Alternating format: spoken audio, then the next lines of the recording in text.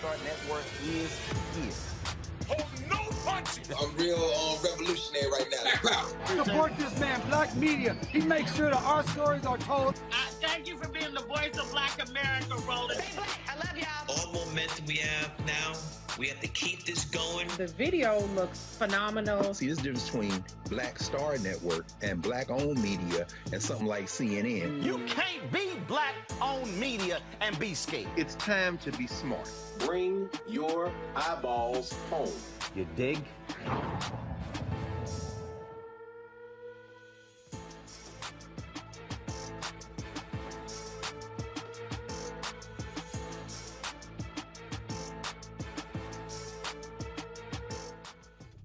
Today is Wednesday, April 6, 2022. Coming up on Roland Martin Unfiltered, streaming live on the Black Star Network. No shock.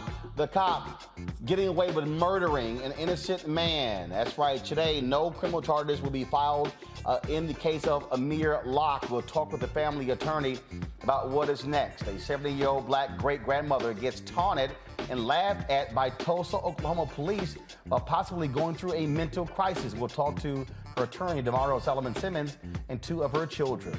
We'll be looking at the conflicts in Africa and examine why people don't know about what's happening across that continent, especially in two countries. New Jersey mayor publicly apologizes for being caught on camera using racial slurs after he lied saying he didn't. And racist posts caused an Illinois police chief, to resign. He believed in white supremacy, y'all. In today's Tech Talk segment, a streaming service celebrates black stories from around the world. We'll talk to the founder of KweliTV. And, well, we'll cover some other stuff as well. It's time to bring the funk on Roland Martin Unfiltered on the Black Star Network. Let's go. He's got it. Whatever the miss, he's on it. Whatever it is, he's got the scoop, the fact, the find. And when it breaks, he's right on time and it's rolling. Best believe he's knowing. Putting it down from sports to news to politics. With entertainment just for kicks, he's rolling. It's on go, roll, roll, y'all. It's Roland Martin, yeah. Rolling with Roland now. He's funky, he's fresh, he's real, the best, you know he's Roland Martin now.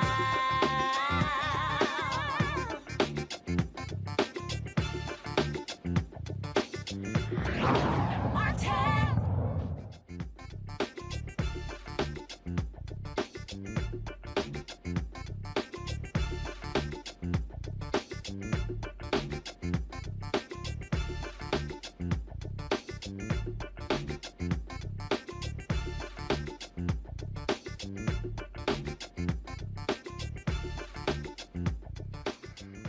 Folks, there'll be no criminal charges related to the February shooting of Amir Locke, who was shot and killed while Minneapolis police were executing a no-knock search warrant.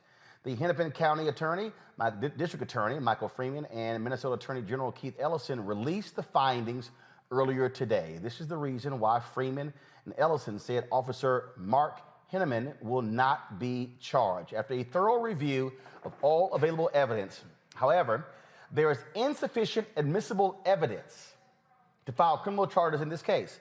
Specifically, the state would be unable to disprove beyond a reasonable doubt any of the elements of Minnesota's use of deadly force statute that authorizes the use of force by Officer Henneman. Nor would the state be able to prove beyond a reasonable doubt a criminal charge against any other officer involved in decision-making that led to the death of Amir Locke.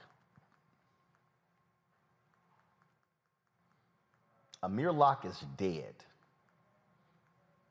Amir Locke was simply sleeping on the couch when cops burst into the apartment and shot and killed him.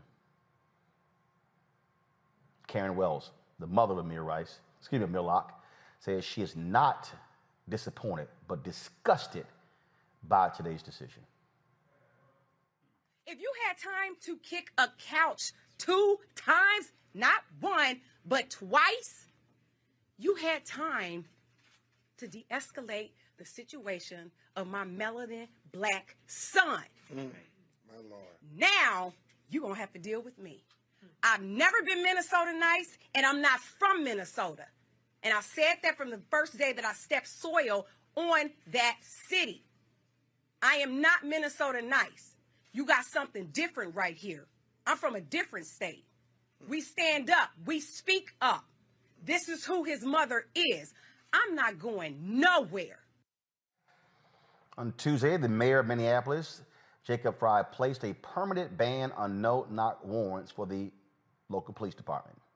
That policy takes effect Friday, April 8th. Jeffrey Storms is the attorney representing the Locke family. He joins us from Minneapolis. Jeffrey, So what? A guy dies and it's nobody's fault? Nobody's held accountable? This mother has to deal with the grief? Like, literally, a man is dead. It's one of those it's hard to form words, Roland. I mean, if you look at this report, it's like 40 pages that says this was really tragic and it shouldn't have happened, but no one's to blame. The ether is to blame, the air is to blame, it's policies. And it's very, very disheartening and enraging. I don't know how we can look at people of color in this country and tell them, hey, the constitutional amendments apply to you. You can lawfully have a gun. You can lawfully be safe from unreasonable searches and seizures. I mean, a young man couldn't lawfully possess a gun while sleeping on his own couch and couldn't even be given so much as 10 seconds to wake up and understand what was happening. And so, yeah, you'll probably see statements for us where we talk about disappointed. But Karen's words, I think, are very true and speak louder to how she's really feeling right now. But this is the BS that we often talk about, how the law is with cops in so many ways, and it's as if, sorry, he's dead, next.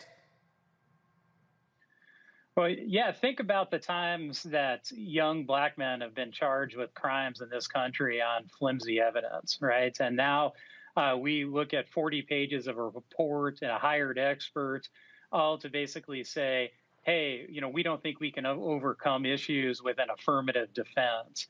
And the number of people of color who have stood in front of a jury on flimsier evidence on this are legion. And it's really hard to look at our brothers and sisters of color and tell them that this makes a lot of sense. What is next? What is next for the family, for the attorneys? And we're ready to fight, Roland.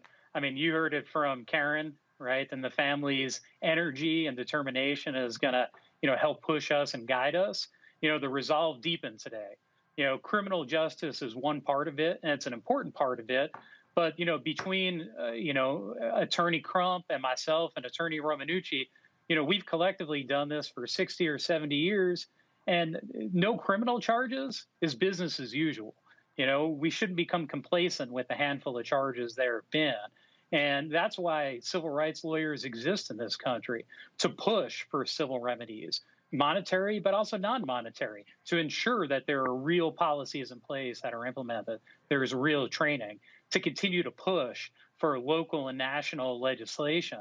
And so people like Amir, can do something as simple as sleep without fear of being shot by law enforcement. So the family and the legal team, is ready to keep on pushing as hard as we possibly can.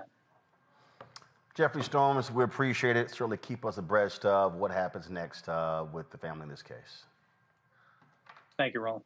I want to bring in my panel, A. Scott Bolden. He's the former chair, National Bar Association Political Action Committee. He's attorney here in Washington, D.C. Tanya Washington Hicks, professor, Georgia State University College of Law. Monique Presley, a legal analyst and crisis manager. Glad to have all three of you here. Clearly, Scott, Attorney General Keith Ellison looked through the law as much as he could to find something here. They simply could not figure out what to charge these cops with.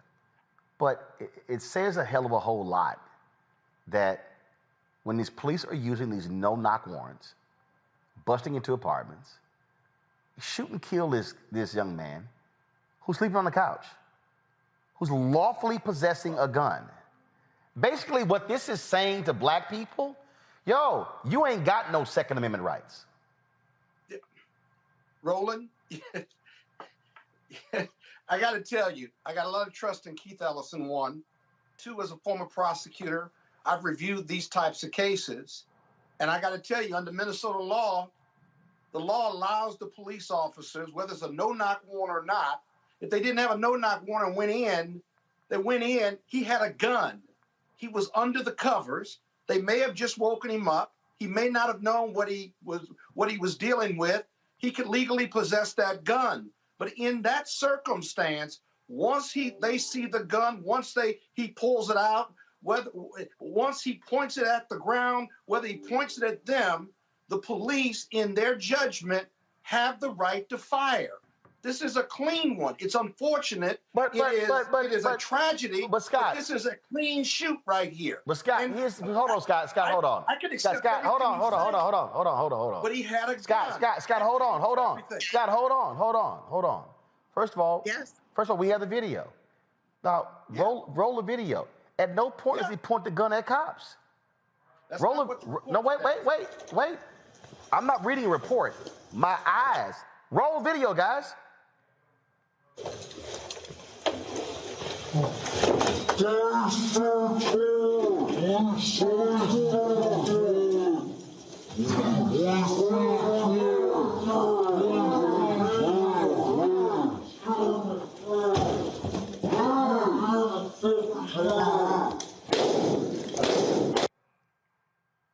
You see the video.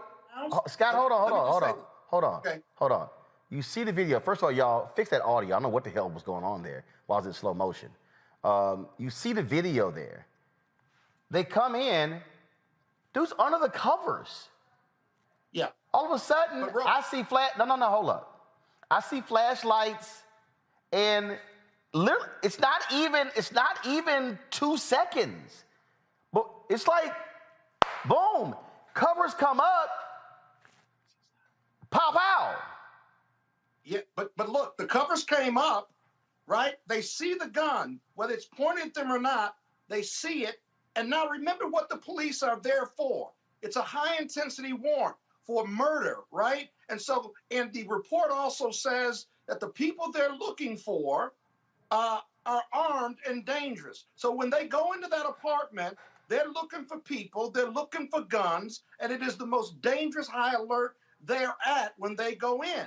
Now, when they see that gun, they see an individual. They don't know who he is, but they see the gun wherever it's being pointed. I doubt Amir even knew what was going on because he was sleeping, and it's really tragic. But once they see the gun, right, and they tell him to drop it, they don't give him enough time to drop it, whether he lawfully owns it or not, and they fire. Okay? Can you file criminal charges against the police in that circumstance, in that tragedy? No, you cannot, at least not under Minnesota law.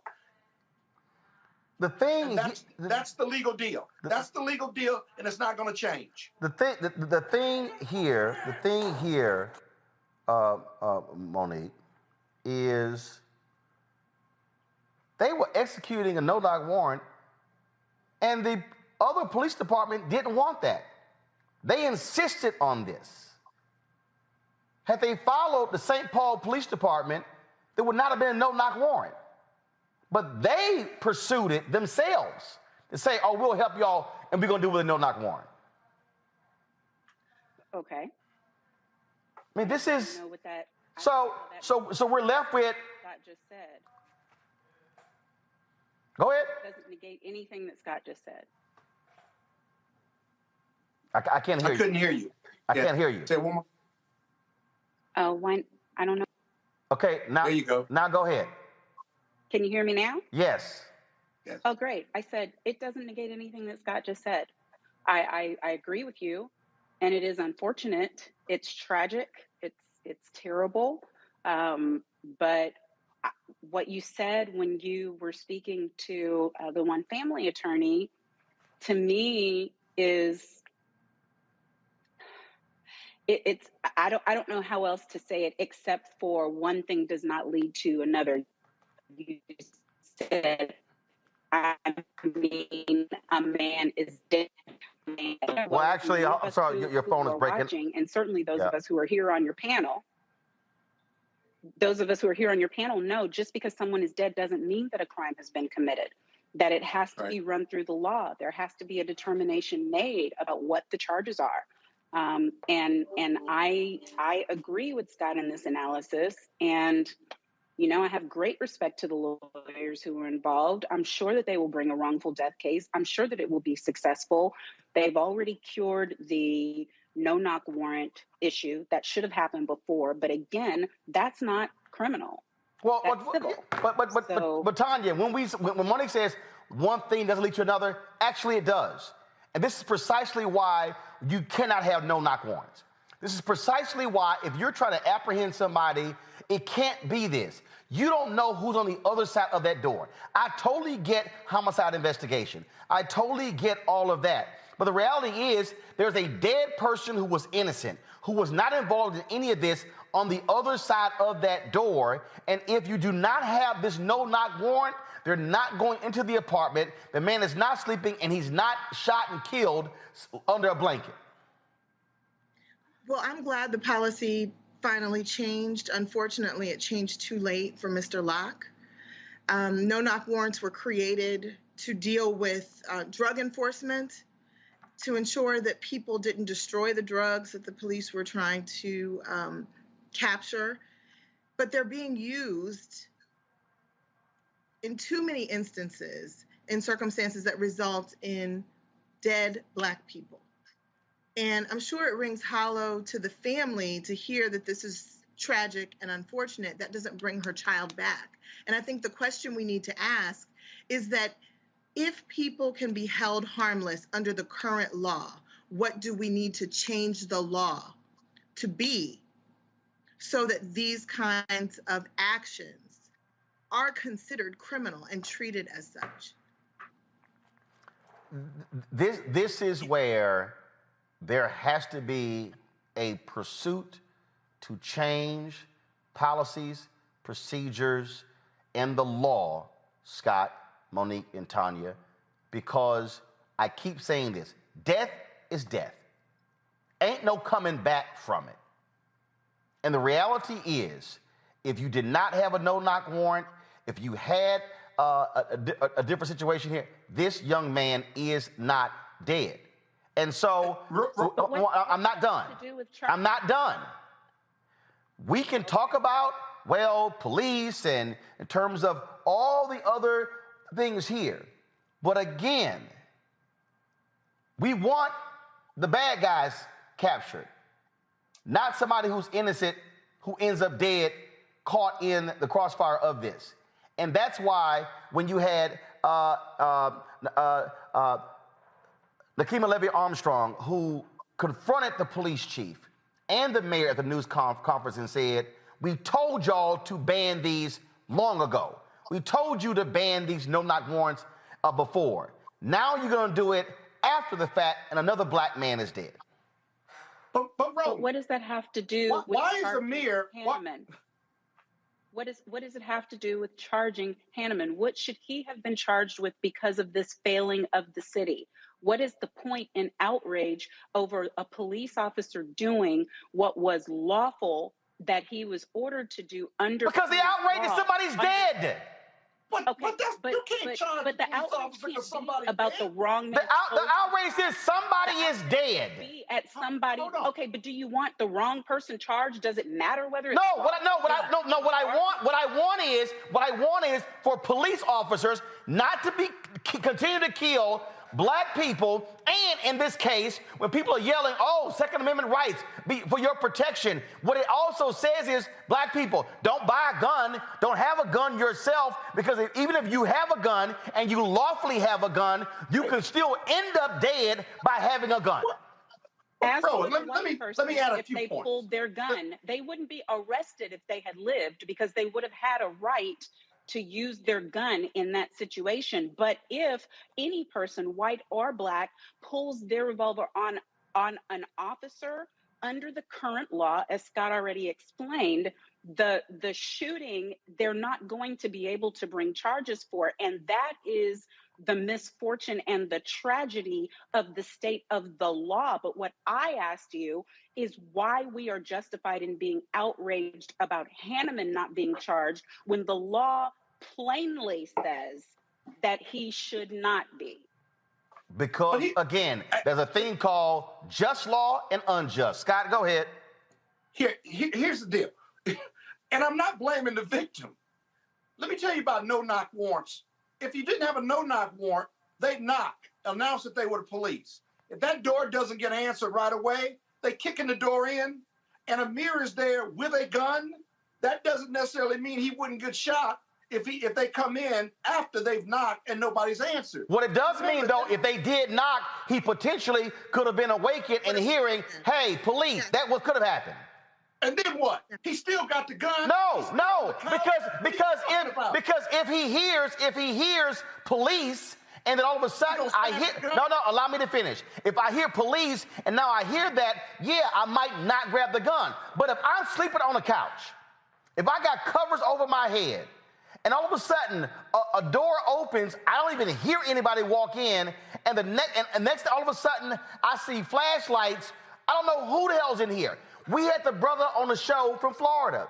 When the cops bust in, same thing, no knock warrant. The guy fires a warning shot in the air and fires a shot at the officers. He don't know who the hell is busting down his damn door. We got home invasions all over the country. You don't know who's busting in your door. They were in uniform and they announced that they were the police. Stop it, Roland. Hold on 1 second. Hold up. Why is he in Wait. Hold that point, Scott. Scott, hold that point. Run the video.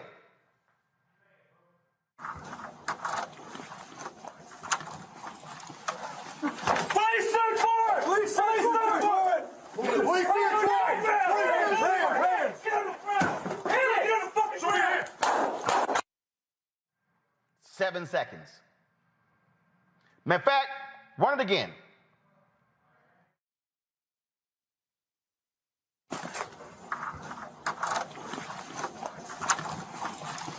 Police search warrant! Police search warrant! Police search warrant!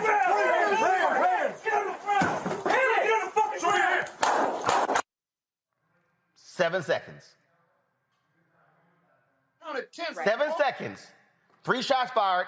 He's dead in 7 seconds. They had their guns out. They had their flashlights out. They said, police, search warrant. He starts moving undercover. He's asleep. Okay, but they don't know what they have. They're looking for people who committed a He don't know what the hell is going on. Dangerous. They're armed. That's what they're looking for. Scott, they gave him 10 seconds. So what you're saying, hold on, Scott. So what you're saying, Scott, hold on, Scott. What you're saying is, if you're asleep, if Scott Bolden is asleep, and all of a sudden, folks bust into your bedroom, lights, and awake you, and your gun's right here, what's going to be the first thing you're going to do? No, his gun was under the cover, and when he showed it, I'm asking you, Scott. I'm asking you, Scott. You're going to get shot. Scott, I'm asking you. Legally shoot you. No, Scott, I'm asking you. Scott Bolden is asleep. Scott Bolden is asleep. Come on, man. His gun is under his pillow. Covers are over his head. Under his pillow? Scott, let me finish. You sleep. Covers over your head. Gun is right next to you. Bust into your bedroom. Wake you up. What's going to be your first reaction? My first reaction is, what the hell is going on? But I ain't in an apartment with some alleged murderers. That's your first reaction? I'm not sleeping with a gun under my cover. Scott. I don't sleep with a gun under my cover. Scott, guess what? I'm not sleeping where there's some alleged murderers there and the police are looking for them. Scott, it's a unfortunate. Whole bunch of people. I know wrong place at the wrong time. Why has he got the gun? I know a whole bunch of people. But for the gun? Scott, I know a bunch of people. He would probably still be alive. I know a bunch of people who grew up with me in Clinton Park, who grew up in 3rd Ward in Houston, people in Chicago who deal with home invasions, gun right next to them. Tanya, go ahead and weigh in. I was going to say that there are a lot of people who sleep with their gun in proximity to them, including in the bed. The Second Amendment allows that. The gun, he was a licensed... Not in every jurisdiction. In most jurisdictions, you got to have it unloaded, and you can keep them separate. May I finish, please? Yes, go right ahead. I'm sorry. I think it's important for us to consider that even if he didn't have a gun, I'm not sure he would have survived that. Because he could have had anything, any of the things that police somehow see and perceive to be a weapon when they bust in under these circumstances. And so I think the outrage is that this keeps happening, and as unfortunate as we characterize it as, it continues to be excused. That's the outrage.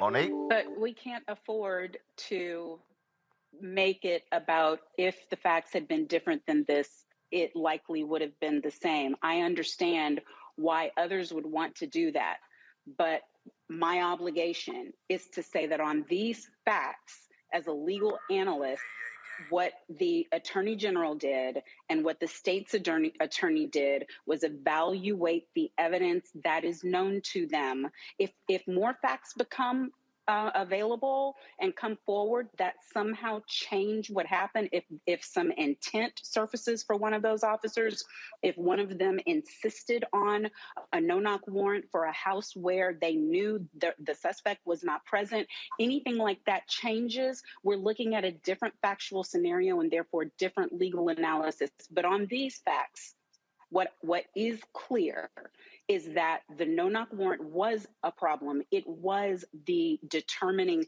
factor, that he did have a right to have his gun and that he did what any law-abiding citizen living in perhaps that neighborhood and that apartment would have done and reached for his weapon. And what is also clear is that when someone does that, under the law, when it's an officer, they have a right to shoot to protect themselves or others. And so others. If we want that to change, then we need the facts to change and the law to change. It is not about the fact that this is traumatic and unjust. We know that, and we know that we die more than anybody else because of it. So the answer then is not to charge Hanneman, who did the shooting.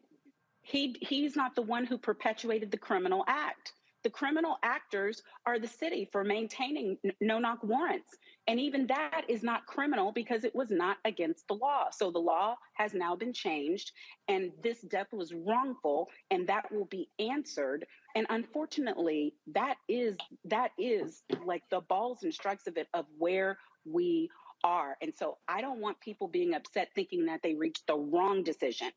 In my opinion, based on what I know of the facts, from what I've read, and from the conversations that I have had with counsel who are involved with the case, this was the only decision on those facts. And this is precisely why laws need to be changed, policies need to be changed, because at the end of the day, Amir is dead, and the family can never bring him back. Got to go to a break. We come back. We're going to talk about a case out of Tulsa where the cops just grossly mistreat a black woman there who's having a mental episode. We'll talk about that, the family and their attorney. Folks, you're watching Roland Martin Unfiltered. Be sure to download the Black Star Network app, Apple phone, Android phone, Apple TV, Android TV, Roku, Samsung TV, Xbox, Amazon Fire as well. Also, you're watching on YouTube. Hit that like button. We should be at 1,000 already. We got more than 2,000 folks watching. Y'all hit the like button. You can also support us by joining our Bring the Funk fan club, where your dollars make it possible for us to cover the issues that matter to you. P.O. Box 57196, Washington, D.C. 20037. Cash App is $RM Unfiltered. PayPal is R Martin Unfiltered. Venmo is RM Unfiltered. Zelle is Roland at RolandSMartin.com. Roland at RolandMartinUnfiltered.com. I'll be right back. On the next Get Wealthy, did you know that the majority of households headed by African American women don't own a single share of stock? No wonder the wealth gap continues to widen. Next on Get Wealthy, you're going to hear from a woman who decided to change that. Have been blessed with good positions, good pay. But it wasn't until probably in the last couple of years that I really invested in myself to get knowledge about what I should be doing with that money and how to productively use it. Right here on Get Wealthy on Black Star Network.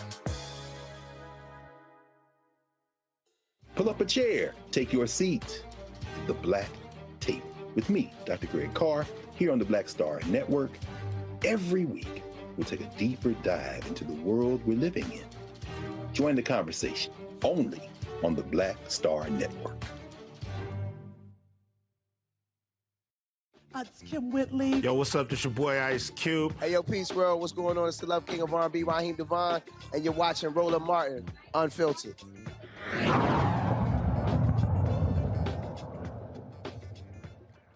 The Tulsa Police Department under scrutiny after releasing a video showing police officers taunting a black woman in distress. I want to warn you, the video you're about to see is very disturbing. We will show you what happened to 70-year-old LaDonna Perez, who locked herself in a bathroom while possibly having a mental health crisis. All right, folks, watch this. 0551.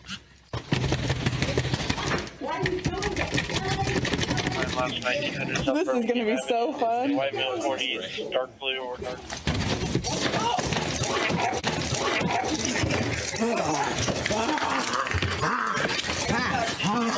Rufus, I need you, Rufus. I need you, Rufus. LH. What are you doing that to me? Cast? I need to get my son cast. I need my son. Stop. Rufus, I need you. Stop it. LH, stop it. Stop it. You're hurting me. Okay, I'll go to jail. I don't mind. I don't mind. Stop it. Give us your other arm. Give us your other arm now. Boy, my shepherd, my boy. He's like that. Believe me, that's the way you can do it. Oh, you're story for myself.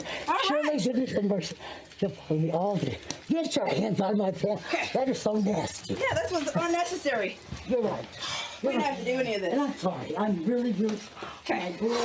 Let's clean the blood. Let's clean the blood of this thing. Can we clean up the blood? Yeah, we're gonna have to clean. Do not kick him. Do not kick him. No, he is weak for this. Do not kick him. Sit up.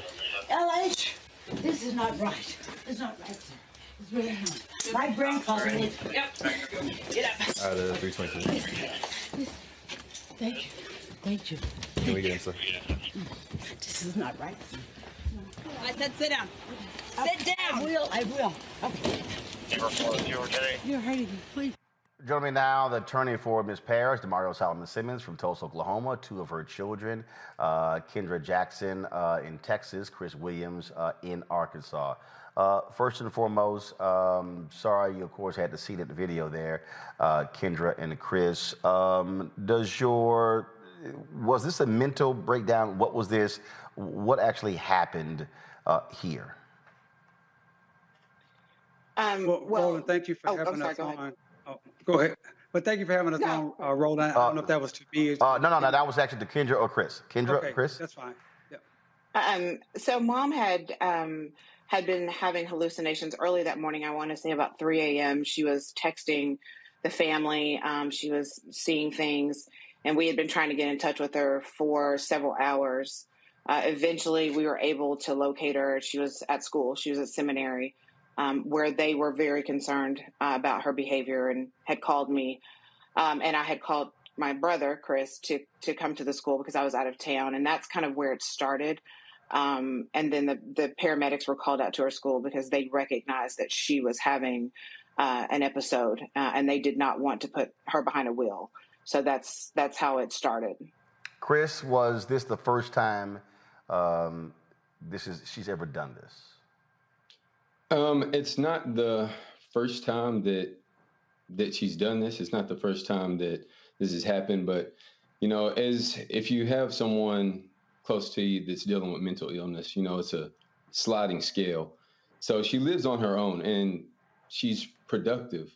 But this is something that she has been diagnosed with later in life. And I was actually headed to Tulsa from Little Rock to try to help and try to intervene whenever all of this was happening. And I didn't get there in time.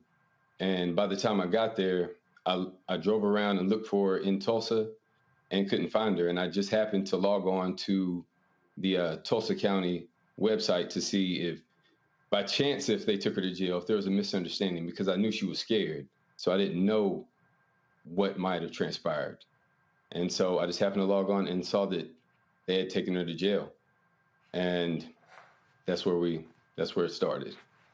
Damario, this is a perfect example when people have talked about defund the police, of shifting resources away from police officers going to the scene of mental health issues, mental breakdowns, and having professionals. But the beginning of the video was what also was disturbing, that these cops were essentially taunting her, laughing at her. Yeah, Roland, I mean, they were tasing, saying, hey, you're going to get tased. I don't know if it's shown on the video, but the officer, Wani, who we're calling to be immediately fired, she was saying, I love my job. This is going to be so much fun. And she says over and over and over that Ms. Paris was 85. And 85 in Tulsa police speak means she's mental. She's having a mental health episode. They're also on video saying, we know she's having a mental health episode, and we have the CR team, the CERT team, critical response team, but we called them, but they're busy. They can't come here.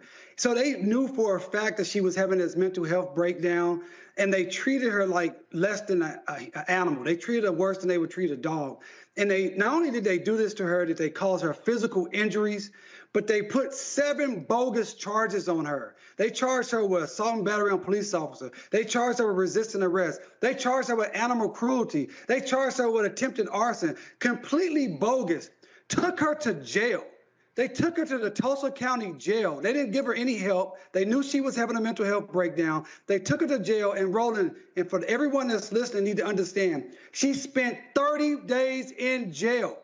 2 weeks in solitary confinement, as they kept saying they were going to let her out because they knew she needed mental help. They never let her out of jail. 30 days in jail, 2 weeks in solitary confinement over some bogus trumped-up charges. This is what the Tulsa Police Department does to black people on a daily basis here in Oklahoma. They started with the 1921 Tulsa Race Massacre, and they have continued to this very day. And as you stated, Roland, this is a perfect example of why we need less funding for police and more funding for better services for people, but we need more accountability for people like this officer that violate the constitutional rights and the basic dignity and human rights and respect of people like LaDonna Paris, a great-grandmother, a seminary student, an author, a very accomplished woman treated like that on camera. Is an outrage. The thing that is crazy to me, Chris, spending that long a time in jail? For what? Yeah. Real quickly, just to give you a little idea of what happened, I had been corresponding with the person that was over the mental health area in the jail. And she told me that she was taking notes and she was going to be going to the judge before the arraignment. And I shouldn't have to worry about it because she'll be transferred to the Tulsa Behavioral Center for, the Tulsa Center for Behavioral Health, so she could get some help because she really shouldn't even be there. And so November 1st came, the day of her arraignment, and she never went before the judge. And my wife contacted me and said, have you looked online and checked at the updates? And her court date got pushed back to December 1st at that point. So at that point, we were just like, she's just going to be sitting here. And it's just, and I just want to say one more thing, Roland. I wasn't prepared. I knew that something wasn't right whenever I requested the body cam footage, but I received the body cam footage in the mail, and I just started to comb through the hours of footage, and I couldn't believe the stuff that I saw. It was sadistic the way that she handled the situation, the way that she laughed and mocked my mom, knowing that, as Damario said, that she was in mental distress. And the other officers didn't intervene. But she had a great time. It's the only way I can say it. Kendra, what do you want to happen to these police officers? I want them to be held accountable. Obviously, I want her to be fired. My fear is that if she knew she was on body cam and if she was treating my mother in this way, someone mentally ill, how does she treat people when body cam is not there? And so extremely concerning. So she does not need to be in the Tulsa Police Department serving and protecting the citizens of Tulsa. I do want the other officers held account. I think we've learned in recent past that officers that just sit idly by when other officers use and abuse other citizens, that they need to be held account as well. But certainly she needs to lose her job. Damario, what has actually happened? Anybody put on suspension, desk duty, administrative leave, or nothing? Absolutely not, Roland. This officer, and her name is Ronnie Carissa. I think that's how you say it. This officer has not had any type of discipline to our knowledge. And in fact, Roland, last week, the City of Tulsa Police Department came out and said everything this officer did was against policy. And the City of Tulsa mayor came out with a statement and stated that he has full trust and belief in the investigation of the police department. In other words, they are condoning this particular behavior against Ms. Paris and black people here in Tulsa, Oklahoma. This is why I get so fired up about this, because if this can happen to Ms. Paris, a great grandmother having a mental health breakdown that they knew she was having on video, they knew they were being videotaped, and they still acted like animals and savages. Imagine what they do every single day to black and brown people around this country and this city when they think they can get away with it. So that's why we're calling for her to be immediately fired. We're calling for these other officers to be disciplined, and we're calling for the Department of Justice to come in and open up a civil rights violation investigation against this officer.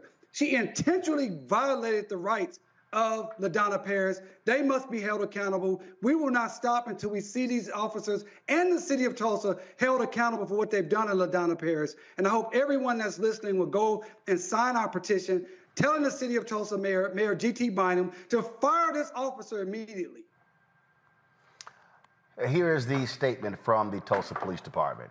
The video that was sent to my attention is edited down from 90 minutes to just under 6 minutes.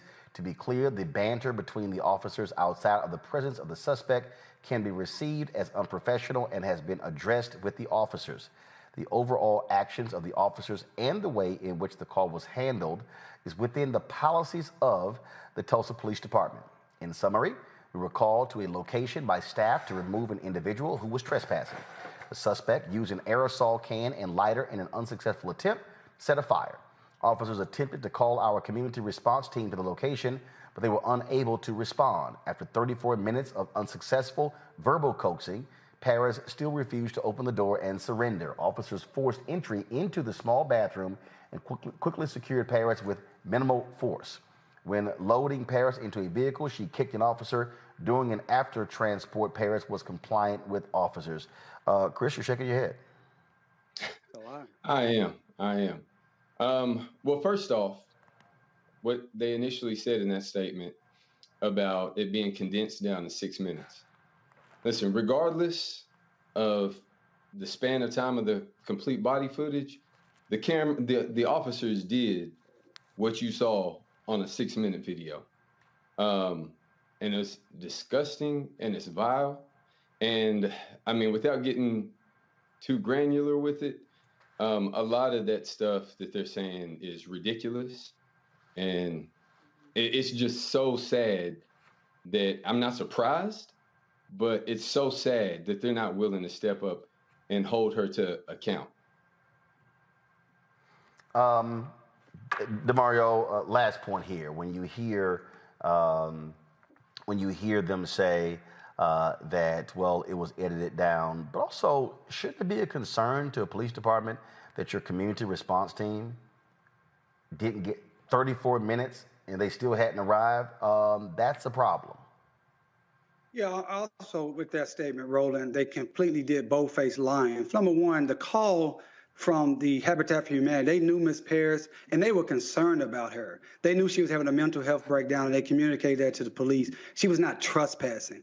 Number two, a week around the same time that they said they waited for 45 minutes, they had a standoff with a white individual that was having a mental health breakdown who had a sword, who was trying to get into the next apartment next door, had been trying to get in and stab the next person in the apartment. They waited 7 hours for that, to let that situation calm down. So this talk that they're trying to say they needed more time, it's completely bogus. They needed to do what was right by wait for the community resource team. Because another aspect of this story is they had already had some contact with Ms. Paris at her seminary. This was well known that she was having this mental health breakdown. And I know they were saying, well, this was something that was within policy. If this is within policy, as you always say, Roland, not only does policy need to change, but also shows that this is the pattern, practice, and custom and culture of the Tulsa Police Department, which was actually stated by the city council last Wednesday when this issue came up. So this particular police department We need the Department of Justice to come in and open a pattern and practice investigation immediately. They killed Terrence Crutcher with his hands up in the air. Nothing happened for that. They killed Joshua Harvey, tased him 27 times. Another client of mine, nothing happened for that. They killed Ollie Brooks, a black man that they came in and tased a dozen times, unarmed. Nothing happened after that. They've done LaDonna Paris, treated her like trash, bloodied her, put her in jail for over a month. Bogus charges that's been dismissed by a judge. We need the Department of Justice to come in. We need this officer fired, and we need some real accountability and justice. All right. Folks, I certainly appreciate it. Thank you so very much. Damario Solomon-Simmons, Kendra Jackson, as well as Chris Williams. Thank you so very much. Thanks for having me. Folks, got to go to a break. When we come back, more on Roland Martin Unfiltered. We'll talk about some of the news of the day. And got a few thoughts about Magic Johnson, Howard Stern, and what happens when you actually don't have power, even on a show with your name on it. You're watching Roland Martin Unfiltered with Black Star Network.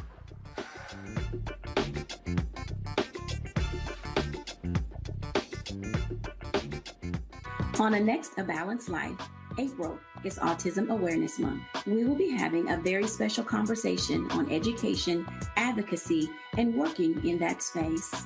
Whether you have a child on the spectrum or not, this is a space for you. This is a conversation you don't want to miss. Join me, Dr. Jackie, on A Balanced Life on Black Star Network. We're all impacted by the culture, whether we know it or not. From politics to music and entertainment, it's a huge part of our lives, and we're going to talk about it every day right here on The Culture with me, Faraji Muhammad, only on the Black Star Network. Hey, I'm Deion Cole from Blackish. Hey everybody, this is your man Fred Hammond, and you're watching Roland Martin, my man, Unfiltered.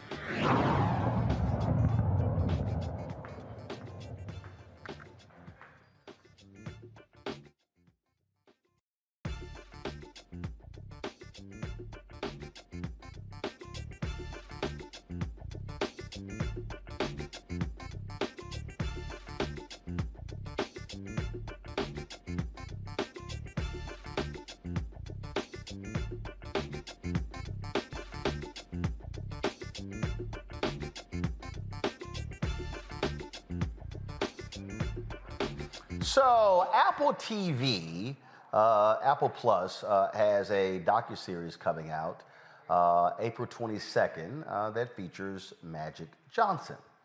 And in this docuseries, they're talking about Magic Johnson's life. They're talking about him playing for the Lakers, his family. And as a part of that, they talk about when he was on, when Howard Stern came on his ill-fated late-night show that Magic Johnson hosted.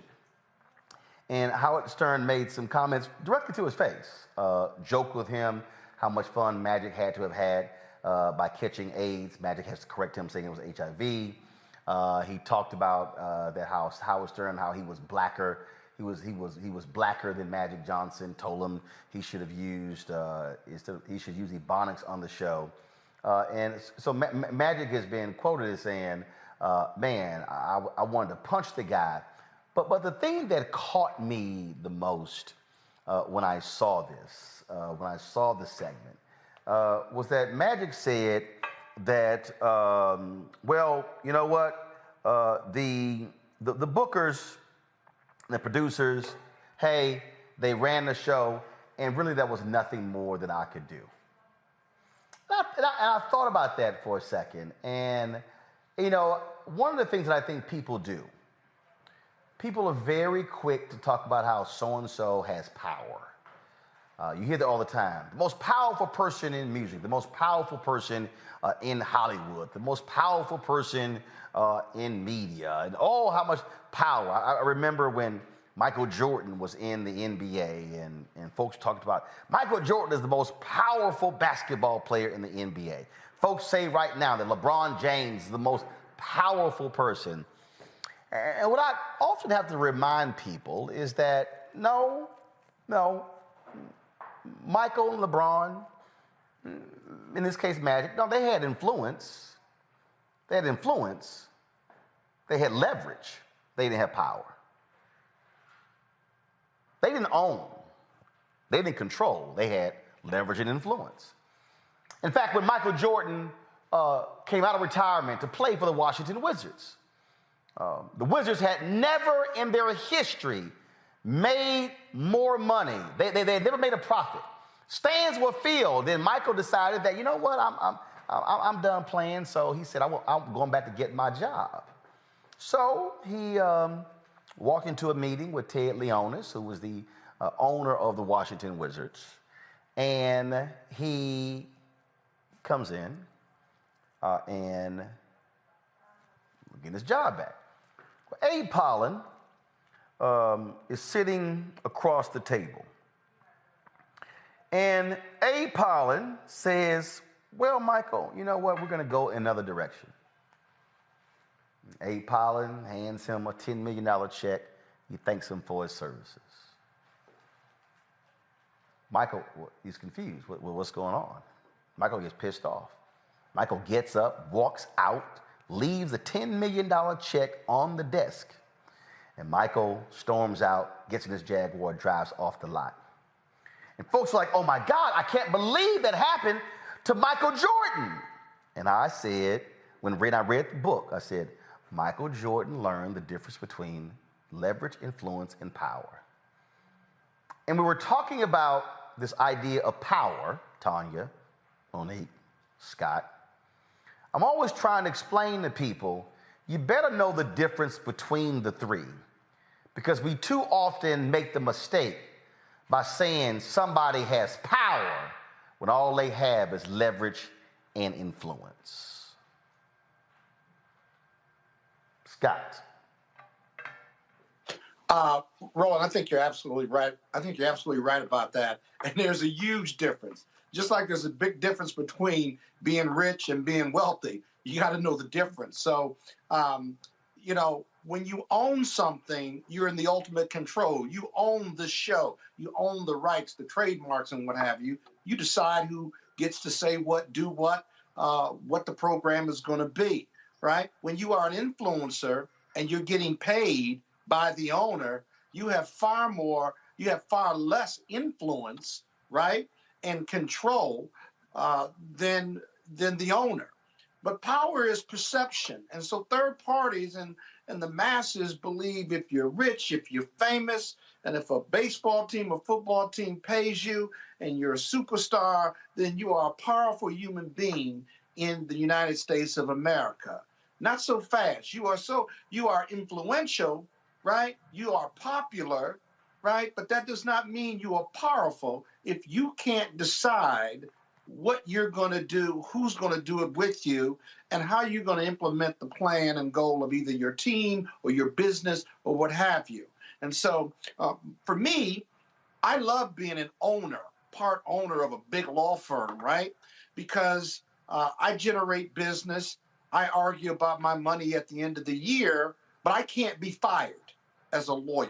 They can do a lot to make me resign my partnership, but I can't be fired because I'm not an employee. I'm an equity partner. And that's a good example of the difference between working for a firm, a big or small, and owning that firm. And you can apply that across the board with any industry. See, the reason I bring this up, Tanya, because I have these conversations with a lot of people, and when we're talking about these things, folks, oh yeah, man, that's power. When I hear people say things like, you know,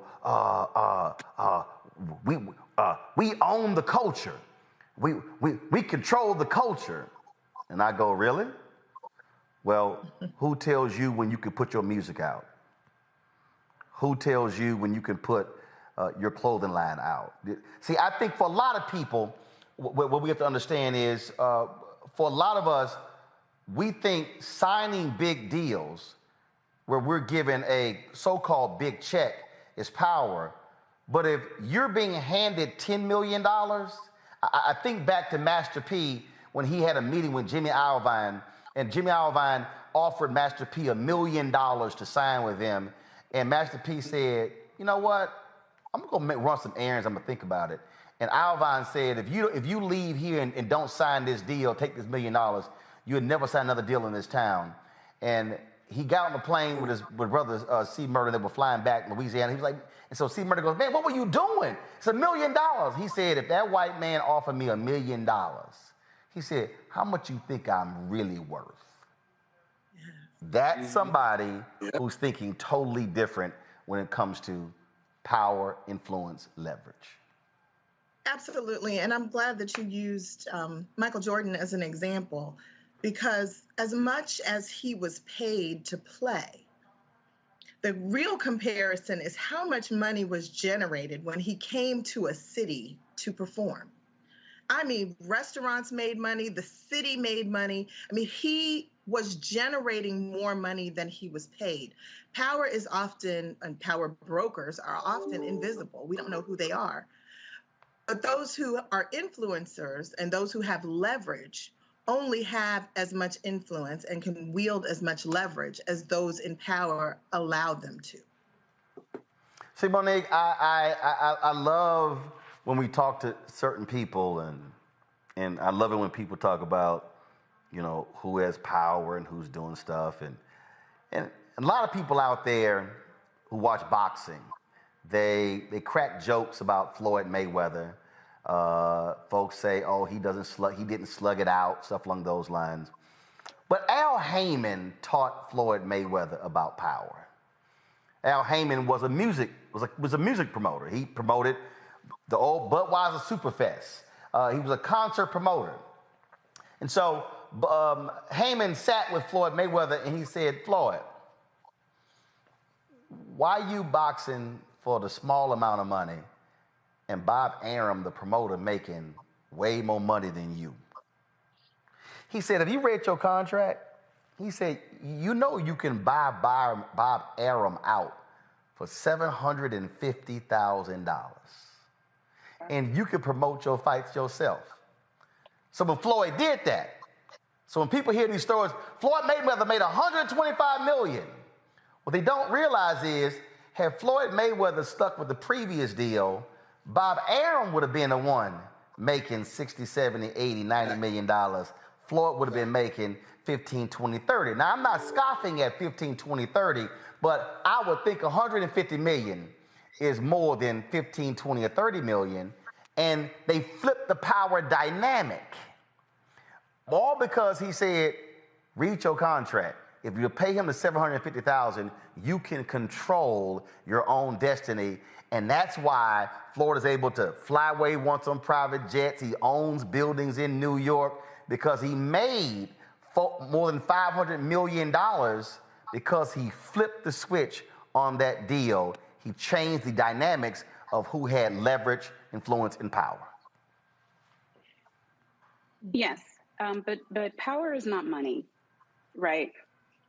Power is autonomy over your own actions and over the actions of others. It's a measure of control over outcomes for yourself and for others. But that is the money. I didn't only bring the money part, because what he then did was create his own promotions company. Al Heyman shifted control in boxing, and then all of a sudden flipped the deal from HBO to Showtime. And so when we talk about power, who right now is the most powerful person in boxing? It's a black man named Al Heyman, because he understood the money dynamics and also how the system works. Go ahead. Right. I'm really, my analysis is just about the difference between power and leverage and influence. And, you know, Bob Maxwell always talks about how leadership is influence. So if you are able to influence other people, it's a leadership dynamic. It's not necessarily a power dynamic. Power means you may also be able to influence and control other people, but you don't necessarily have to use it that way. So Joe Biden doesn't make near the most amount of money in the world by any stretch of the imagination, but he's arguably the most powerful because the decisions that he makes affect a globe. When we are talking about personal power and personal autonomy, that is something different. That means that I decide if I go to work or if I don't, if that's what I want to do with my power, or perhaps it means that I utilize it in order to make the lives of others better, but I have it at my disposal to be able to do.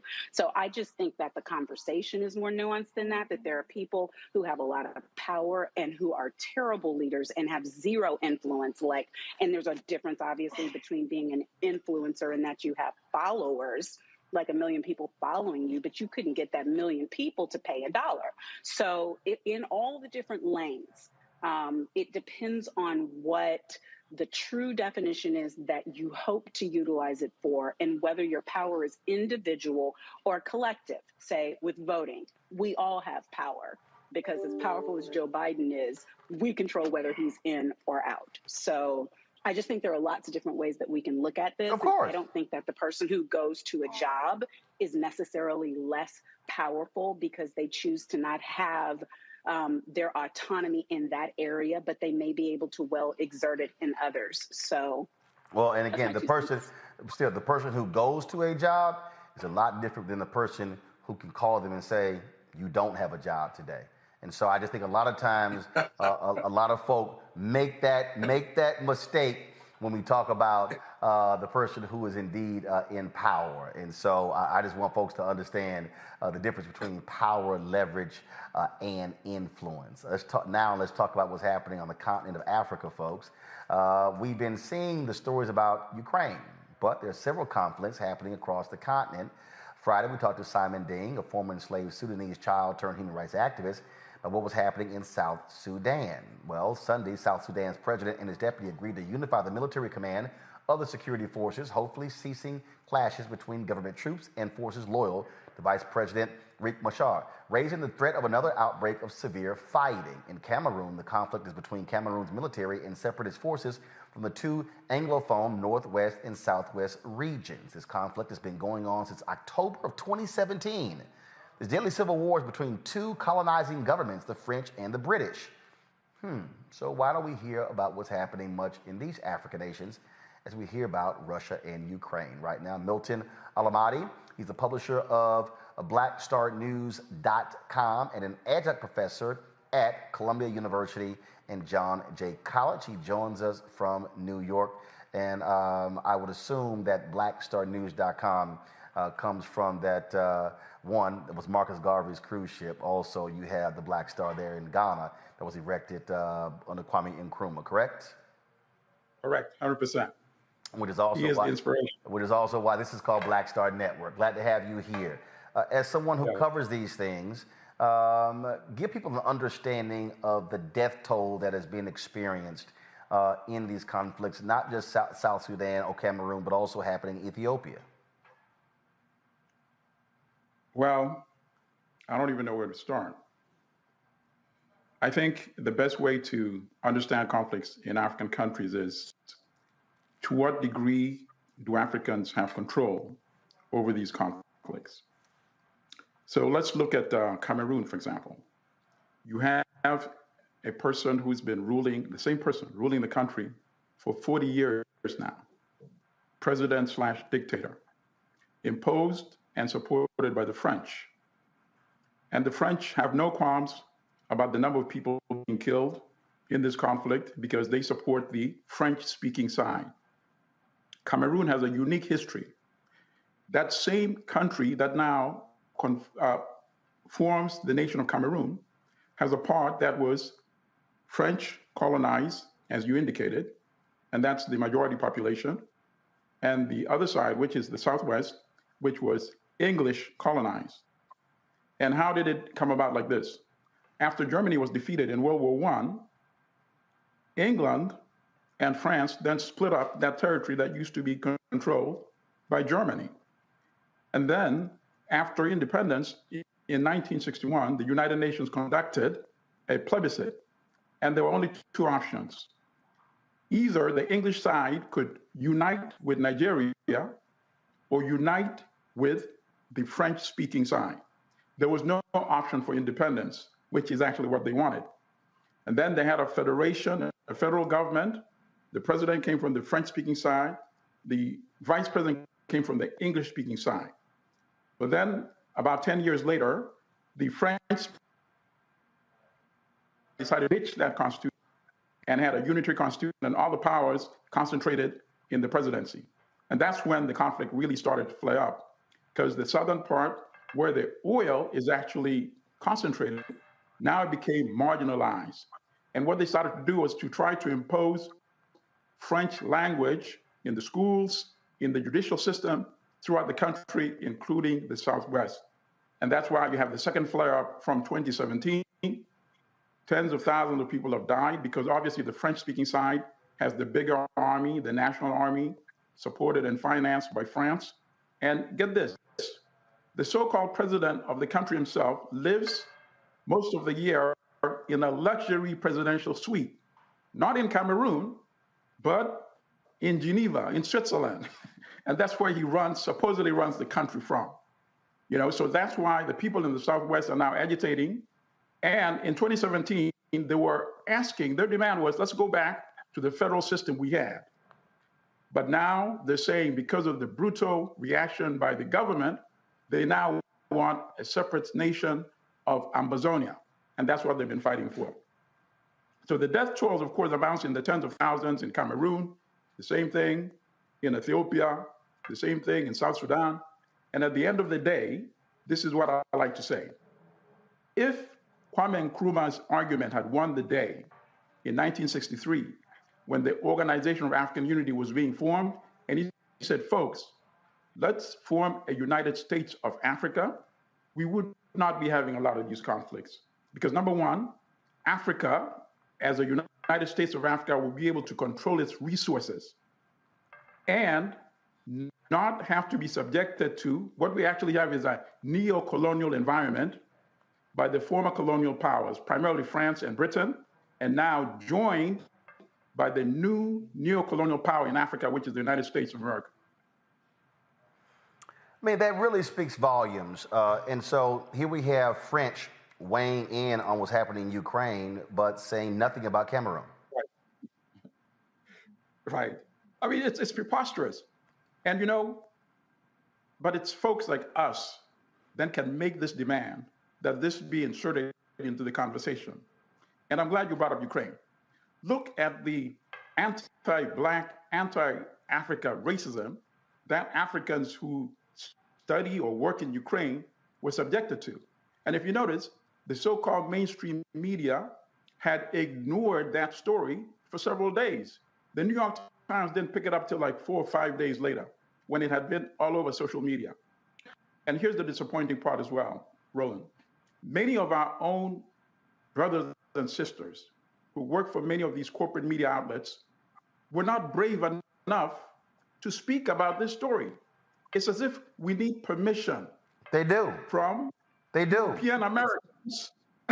No, it's not as if they do. Right, so let me stop. They do. No. Let's be real clear. They do need permission. Right. They just can't decide that we're going to put this on our show. They can be overruled. And which was what I was just talking about power. When you own, you can now discuss it. Otherwise, you asking somebody's opinion or you asking permission and they can actually tell you no. And that is the shameful fact. And then look at this. Look at the insult upon injury. And then what do the Ukrainian authorities then do? They start going around the world, including to African countries, to recruit African mercenaries, young Africans who are unemployed, to go and fight in Ukraine against the Russians. So they went to South Africa, they went to Nigeria, they went to Senegal, and their embassies were putting these signs on their Facebook page, trying to recruit Africans to go and fight in the same country where they were being treated like fifth-class human beings and being assaulted, being prevented from fleeing the country. Many of them, in fact, as we were trying to flee, were being told, no, we're going to keep you here because we want you to fight with us against the Russians. And that's so preposterous. You kick them out, treat them like dirt, and then you run to Africa to try to recruit Africans to go and fight on your behalf in Ukraine. And I'm glad this attempted operation was quickly shut down by most of these African countries, even though many of the people young unemployed people were actually willing to go and fight. That's how desperate they were. And that goes back to my indictment of the failure of many of the African leaders to properly harness political power. And that is why young Africans would still be willing to go and fight in a country where they saw Africans being abused. Let's go to our panel. First off, Tanya, you're first. Well, what I was thinking about as he was speaking was our own history of discrimination in our military forces. And we had many African Americans who fought bravely in all of the U.S. conflicts at home and abroad. And they were fighting for principles and rights for other people that they were denied in their own territory, their place of birth. And so this hypocrisy is nothing new. I have been very disturbed by the fact that while we are inundated with news about Ukraine, these ongoing conflicts in Africa are not even a blip on the radar screen. And I think it speaks to the choices that media is making about what constitutes news. A lot of it is racialized, and it has to do with who those in power see as a victim and as worthy of coverage, and who they choose to ignore because their humanity is non-existent. Right. I agree with you, sister. And here's the other part. I'm glad you brought up the fact that Africans in America or African Americans fought on behalf of the establishment, including both world wars, and yet even in Vietnam, and then coming back to the United States and still being treated like fifth-class citizens. And the same thing was happening for Africans on the continent. So about 3 million Africans were recruited to fight on behalf of European empire in the so-called world wars, conflicts that Africans had nothing to do with, but they were taken from the French colonies in Africa and the English colonies in Africa to go and fight in Europe. And tens of thousands of them died. And when they went back to the same colonial environment where they were still treated like dirt. So the similarity between what happened to African Americans in this country and for Africans that fought on behalf of empire is exactly identical. Somebody needs to do a good book or a documentary about that. And then in terms of the focus on the Ukraine conflict, as you noted, it also actually reinforces that agenda to have we as Black people devalue our own lives. Because if the narrative and the focus is being set on the suffering of Europeans and your suffering totally ignored, then you start to digest this unconsciously, and you start to devalue the lives of fellow Black people. And that's the other downside of that. Absolutely. All right, then. Let's go to Monique. Thanks so much for just sharing your wealth of knowledge with us. What, if any, are the action items? What can people who are listening now do to help?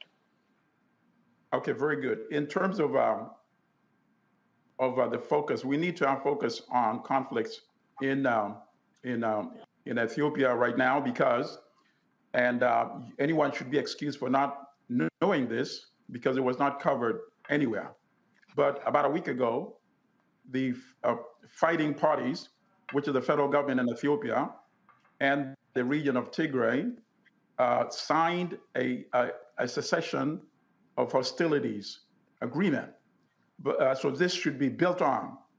And what is very important in that is that the federal government had indicated it would be willing to lift the embargo because the Tigray region is landlocked. So without communication and transport from any other part of the country, they would not be able to get the necessary humanitarian resources, medicines, and foods. So during the fighting, farmers were displaced, the farms destroyed, their food store destroyed. So now they face a situation of famine. So obviously, more media coverage could compel the parties to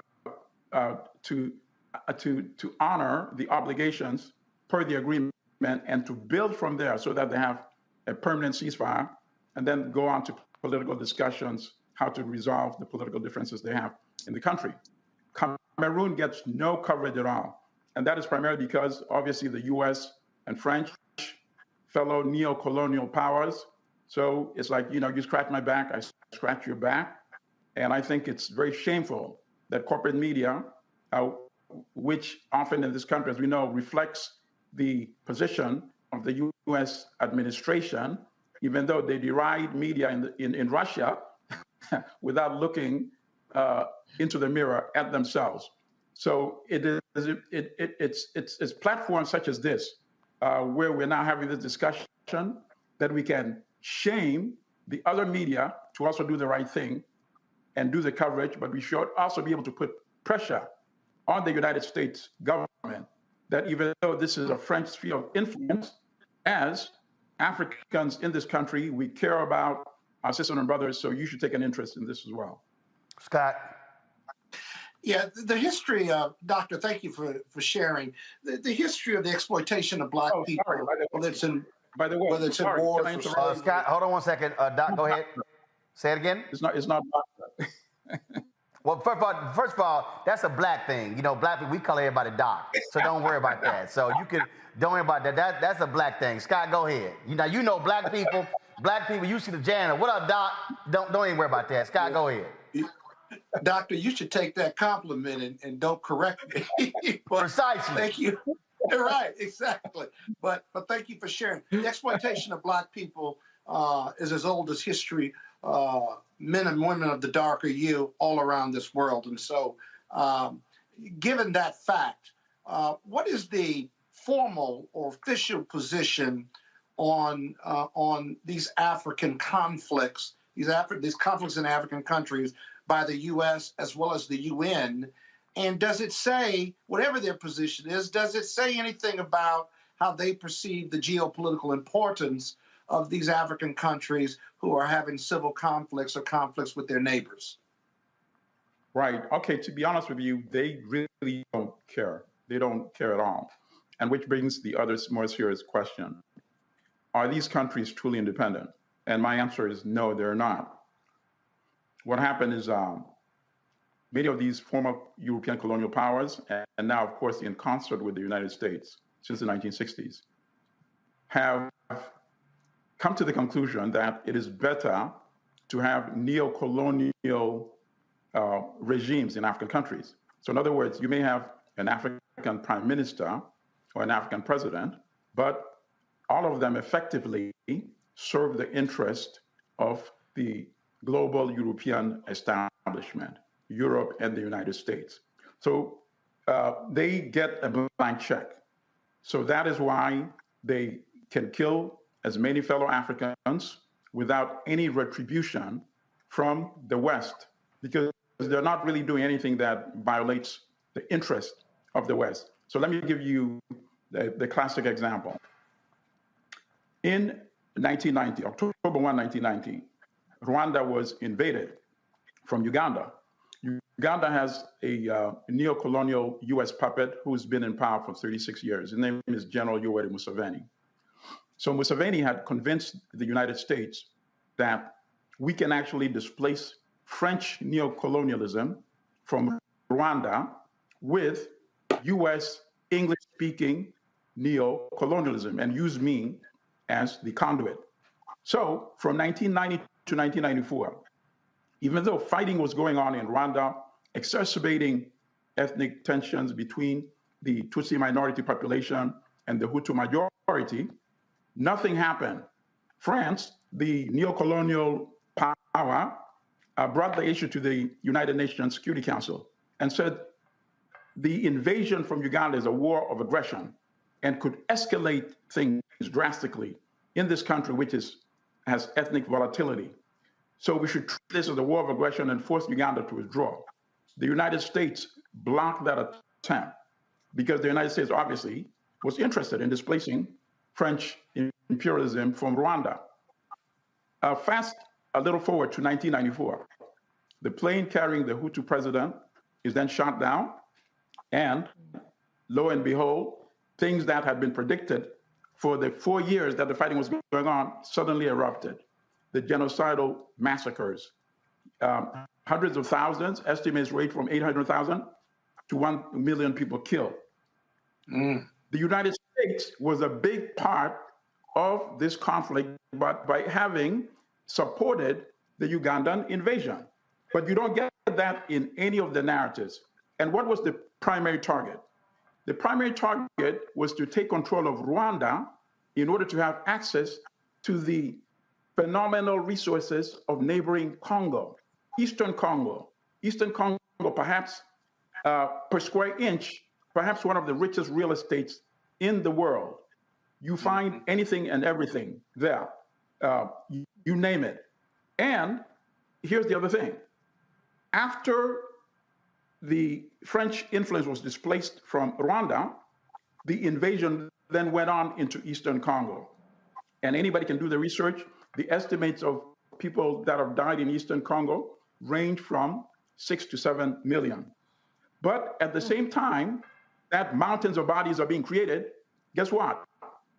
Western companies were mining resources from Eastern Congo.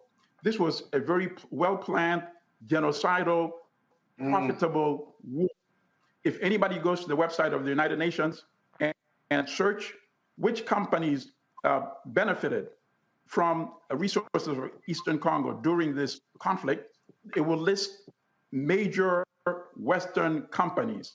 So in other words, the UN did a report indicting these companies, but obviously it did not get major coverage in corporate media, and some of us here may be hearing this for the first time. So that's why I say they don't really care about African lives. Anytime they take some action or pretend to care, it's just a question of crocodile tears. Because otherwise, somebody needs to explain why the U.S. allowed the genocidal war in Rwanda as well as in Congo. Hey, Roland, you got time for one more question? I suppose, Captain. If all of that is true, and there's no reason not to believe that, then China is introduced into the African countries. How do you justify their interests and their access to these African countries when the U.S.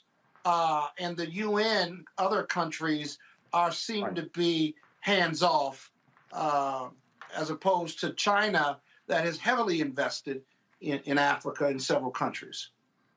Right. Okay. And I'm glad you asked that question, because you can imagine how sickening it is to me when I hear these Western countries condemn China for not caring about human rights in Africa, based on what I just spoke about. And China's people are there too.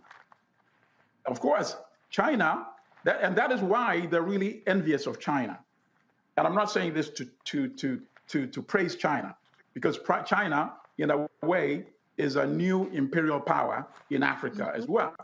But what the difference between China and the West is that China has never been behind any genocidal war in an African country. China, yes, has sent hundreds of thousands, perhaps even millions of Chinese to Africa. China has built infrastructure in African countries, built roads, bridges, built major buildings.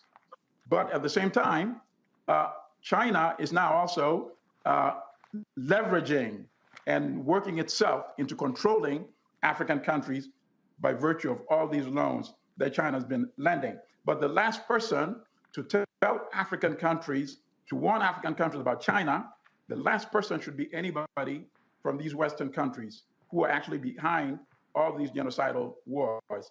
One final comment I'd like to make. I like the fact that Roland started this conversation by talking about power.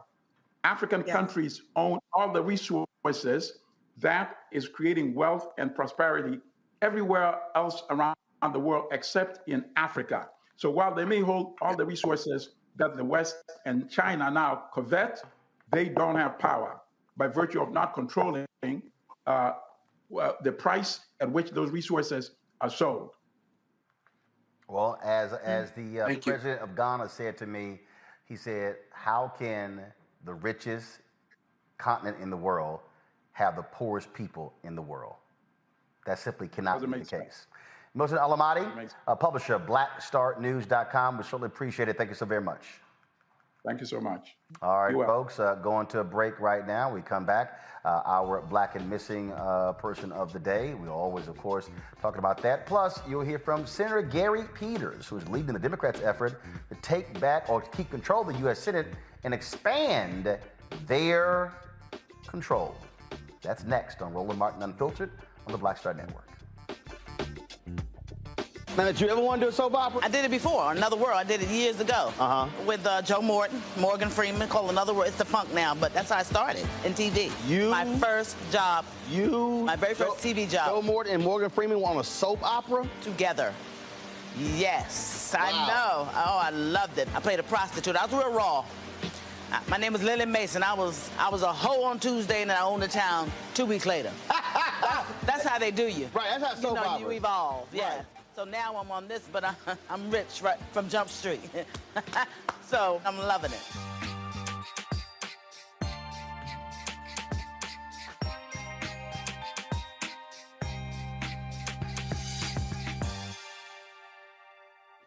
My name is Charlie Wilson. Hi, I'm Sally Richardson Whitfield. And I'm DeAndre Whitfield. Hey, everybody, this is your man, Fred Hammond, and you're watching Roland Martin, my man, Unfiltered.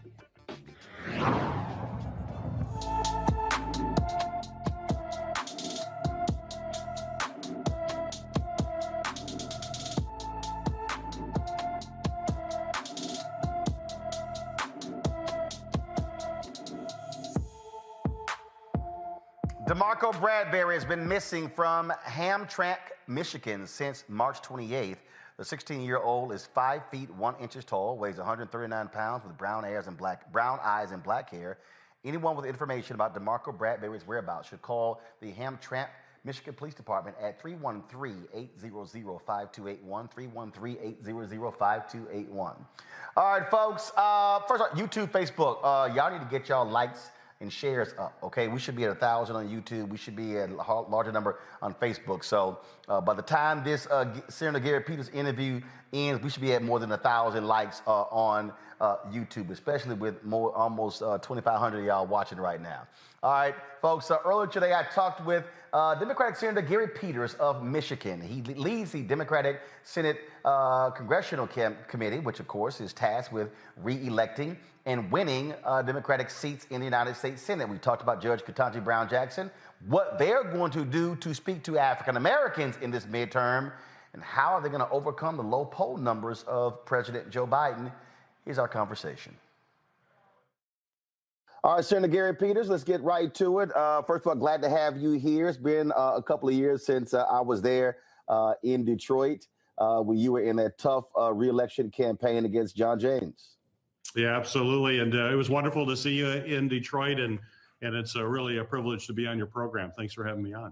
Well, I want to use it as a setup. I mean, you were in a very tough re-election campaign in 2020. And now, all of a sudden, you're leading the Democrats' campaign efforts to not only just keep control of the Senate, to expand your majorities. You've got some critical races, North Carolina, Florida, Wisconsin, Pennsylvania, Ohio, Kentucky. You even have, Gary Chambers in Louisiana talking about 300,000 unregistered African Americans in Louisiana, an opportunity to actually do something there with Democratic Governor John Bel Edwards, who won his re-election campaign as well. You're trying to hold on to Georgia, Nevada, Arizona, New Hampshire, but you also have hard poll numbers because of the economy, because of inflation. And so what really is your focus, your strategy to ensure Democrats are able to hold on to the United States Senate? Well, Roland, and I'm confident we will. But as you mentioned, I don't want to just bring back incumbents. That would be 50-50, which may make sure that we're still in the majority. But I think we have an opportunity to expand that as well. And let me just first say that the incumbents that we have running, and you mentioned Georgia with Senator Warnock and Senator Kelly in Arizona, Senator Hassan in New Hampshire, and Senator Cortez Masto in Nevada. They're all great senators, are all great campaigners. Those are tough states, but these are candidates who are battle hardened, are used to winning in tough races, and I'm confident that they're going to win again. But as you mentioned, we have opportunities. Pennsylvania, Wisconsin is two examples, states that Joe Biden won. We have great candidates where we have primaries in both of those states right now, but great candidates. Any of them can win. And basically the way we win is about a contrast. Elections are about contrast. Where have Democrats been? Where have Republicans been? And when you look at just getting through this pandemic, the Recovery Act, which helped families get through the pandemic, helped small businesses survive, help families put food on the table, providing child tax credit to help families with their children.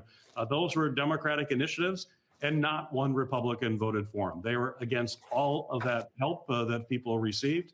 We've also made substantial investments in infrastructure, and we're focused on lowering costs. And you'll see this in the coming months as we fight to lower prescription drug costs and help families. And you contrast that with the Republican message. We have my counterpart over in the Republican campaign committee.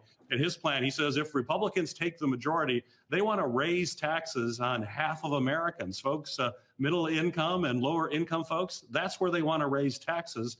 And they say zero about companies, major corporations in this country that pay zero taxes. That's okay for Republicans, but for hardworking Americans, they want to raise taxes. We have a very clear contrast to offer the American people this election season. But one of the things that I've been out there, and there is a lot of apprehension. There are people, I could tell you specifically African Americans, who are very frustrated. George Floyd Justice Act didn't pass. For the People Act, John Lewis Act didn't pass. And those are a couple of things. And the White House has had said to me, oh, we've done this. Those are two major things. There's a belief among African-American voters that not enough has been done. You're going to need black turnout, especially in Florida, especially in North Carolina, especially rural, in Georgia, and even, of course, in the critical places in Pennsylvania, in Philadelphia, Pittsburgh, but also with Wisconsin and Milwaukee. Also, you got Ohio, and so same thing, Cleveland, Akron, Dayton, Cincinnati, all those different places. And so what do you say to African Americans who are watching right now, listening, who say, I'm frustrated, I feel as if we gave you the majority and you didn't do enough with it? What do you tell those voters? Well, I tell voters, certainly we will continue to do more. We have to be able to expand that majority. That's why I say 52 is so important. But I think we should celebrate what we have accomplished as well. In fact, we're going to be celebrating something this week, which is Judge Jackson's confirmation to the United States Supreme Court. This is historic.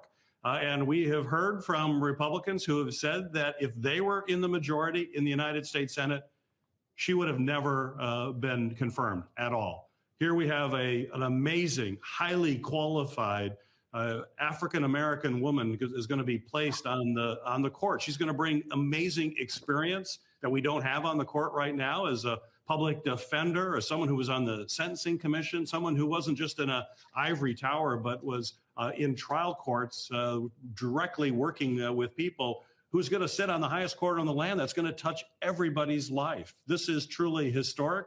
We should be celebrating that and understand and believe Republicans when they say, and you'll see it in their votes, that they would not support her despite her incredible qualifications. So I would hope that we would celebrate the successes we have and understand we can have more successes. But that's why we're going to need to have more Democrats in the Senate, and 52 would allow us to do even more than we've been able to do with 50-50.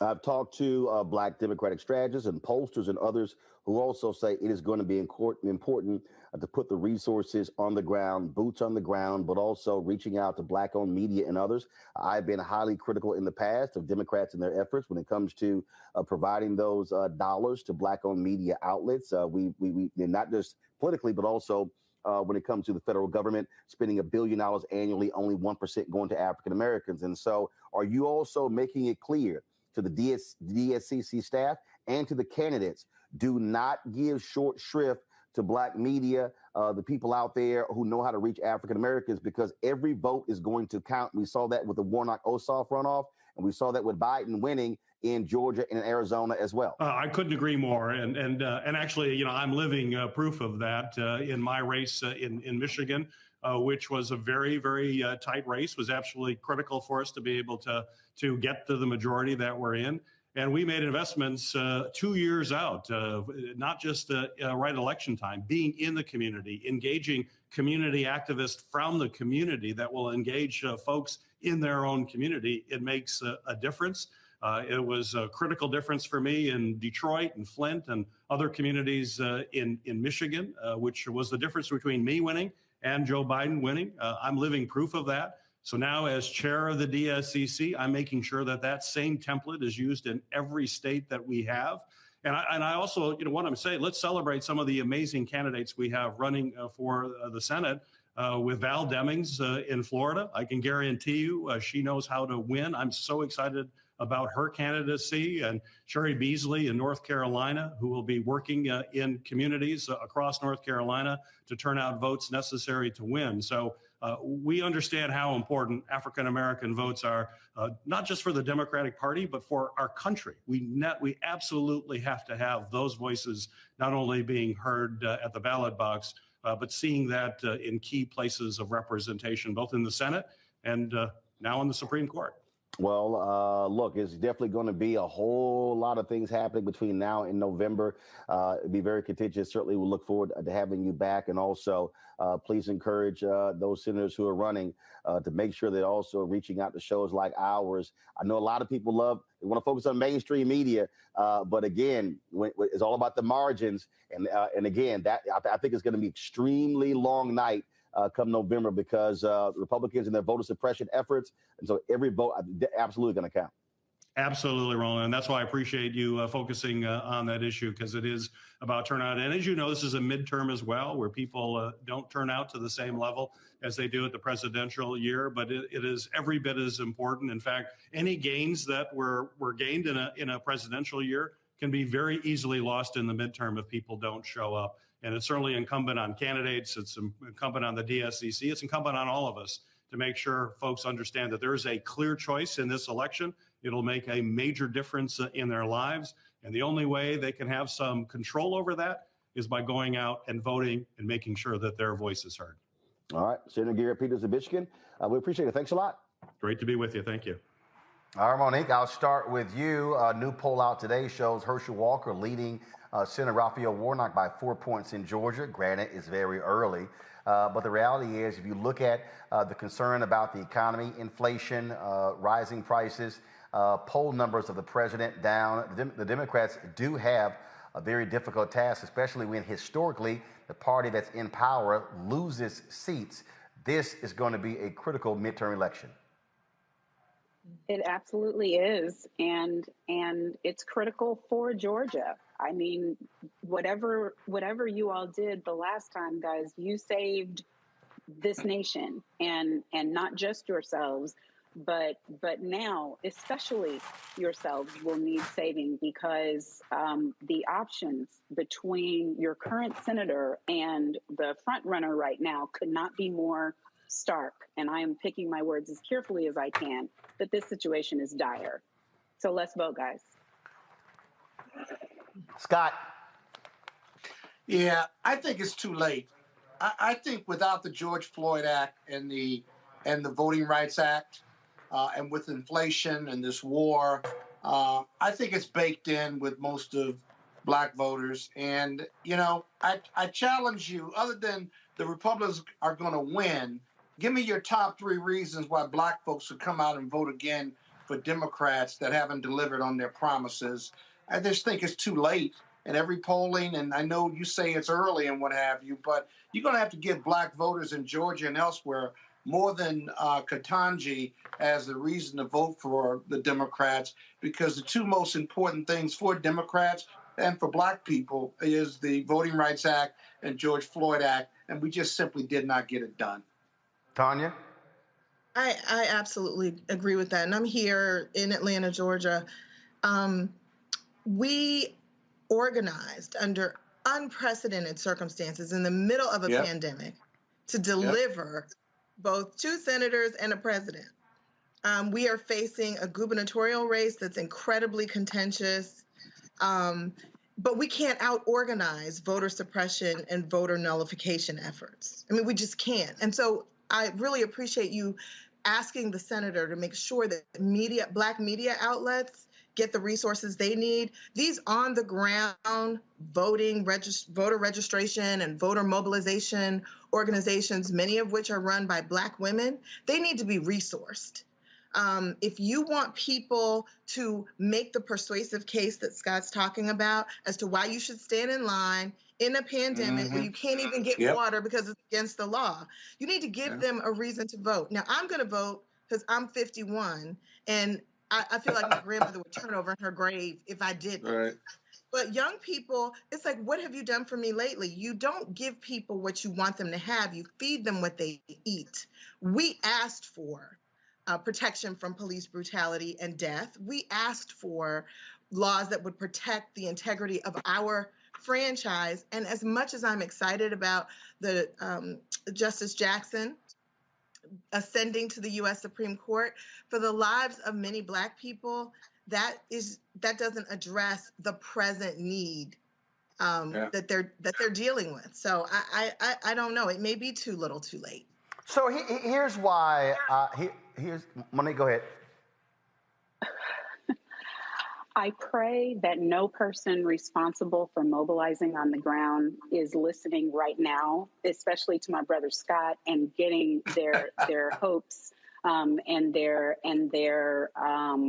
desire to create change crushed in the process of these words. It is quite obviously not too late. It is not too little. It is frankly, before the voting ends, not too late. And as for the why, to me, it's obvious. And if we can't enunciate it to people who have not been around as long as we have, then that is our fault. That is not theirs, because the differences cannot be more stark. And people are capable of doing math. Hold on, Scott. 50 and 50 is a tie, and we've got a vice president. That is not the same thing as a majority, as the senator was just discussing. So yes, there are things that we wanted delivered, and we all fought for them. God knows, I fought for them, y'all fought for them, Roland fought for them. We all fought for things for our people. Some of them we got, some of them we didn't, but I can guarantee you the things that we didn't get won't even be a whisper, not a thought, not a prayer, not a hope, not a plan. It certainly won't be legislation. The legislation was drafted from day one by the Democrats in the House. It was voted on in the House. It was passed in the House. It is the Senate where we do not have the votes nor the power. Now, if we want for there to be voting legislation, if we want for Roe v. Wade to be secured, if we want for elections to be secure, if we want any of these things to happen, then it is necessary for our livelihood that we vote. If there is any hope of police let me tell you reform, something. it only One second. comes One second. with our votes. So here, it only comes. Okay, but let me, hold up. Wait, Scott, wait. I heard all three of y'all. Here's why I do not believe on April 6th that the world is over. You've got Congresswoman Val Demings, who's running in Florida. You've got Senator Raphael Warnock running for re-election in Georgia, a prolific fundraiser. You've got the candidate who's leading in a significant way in Wisconsin, Mandela Barnes, who is the current lieutenant governor. You've got Sherry Beasley, the former Chief Justice of the North Carolina Supreme Court, who is the Democratic candidate in North Carolina. You've got Charles Booker, who is running against Rand Paul in Kentucky. You've got Fetterman is leading in Pennsylvania, but you've also got Malcolm Kenyatta, who is also on the ballot as well. And so then, of course, you have probably the candidate who will win in Ohio is going to be Congressman Tim Ryan. So out of all those states I just mentioned, then, of course, we also had Gary Chambers, who's trying to become the Democratic nominee in Louisiana based upon the jungle primary. So of the 7 states I mentioned, you've got 5 Black candidates who are running. And so when you talk about the issues that folks care about, to Monique's point, when you change the dynamics, we know right now the fundamental problem for Democrats is that you had 2 Democratic senators who stood in the way of making massive changes. Kristen Sinema, Joe Manchin.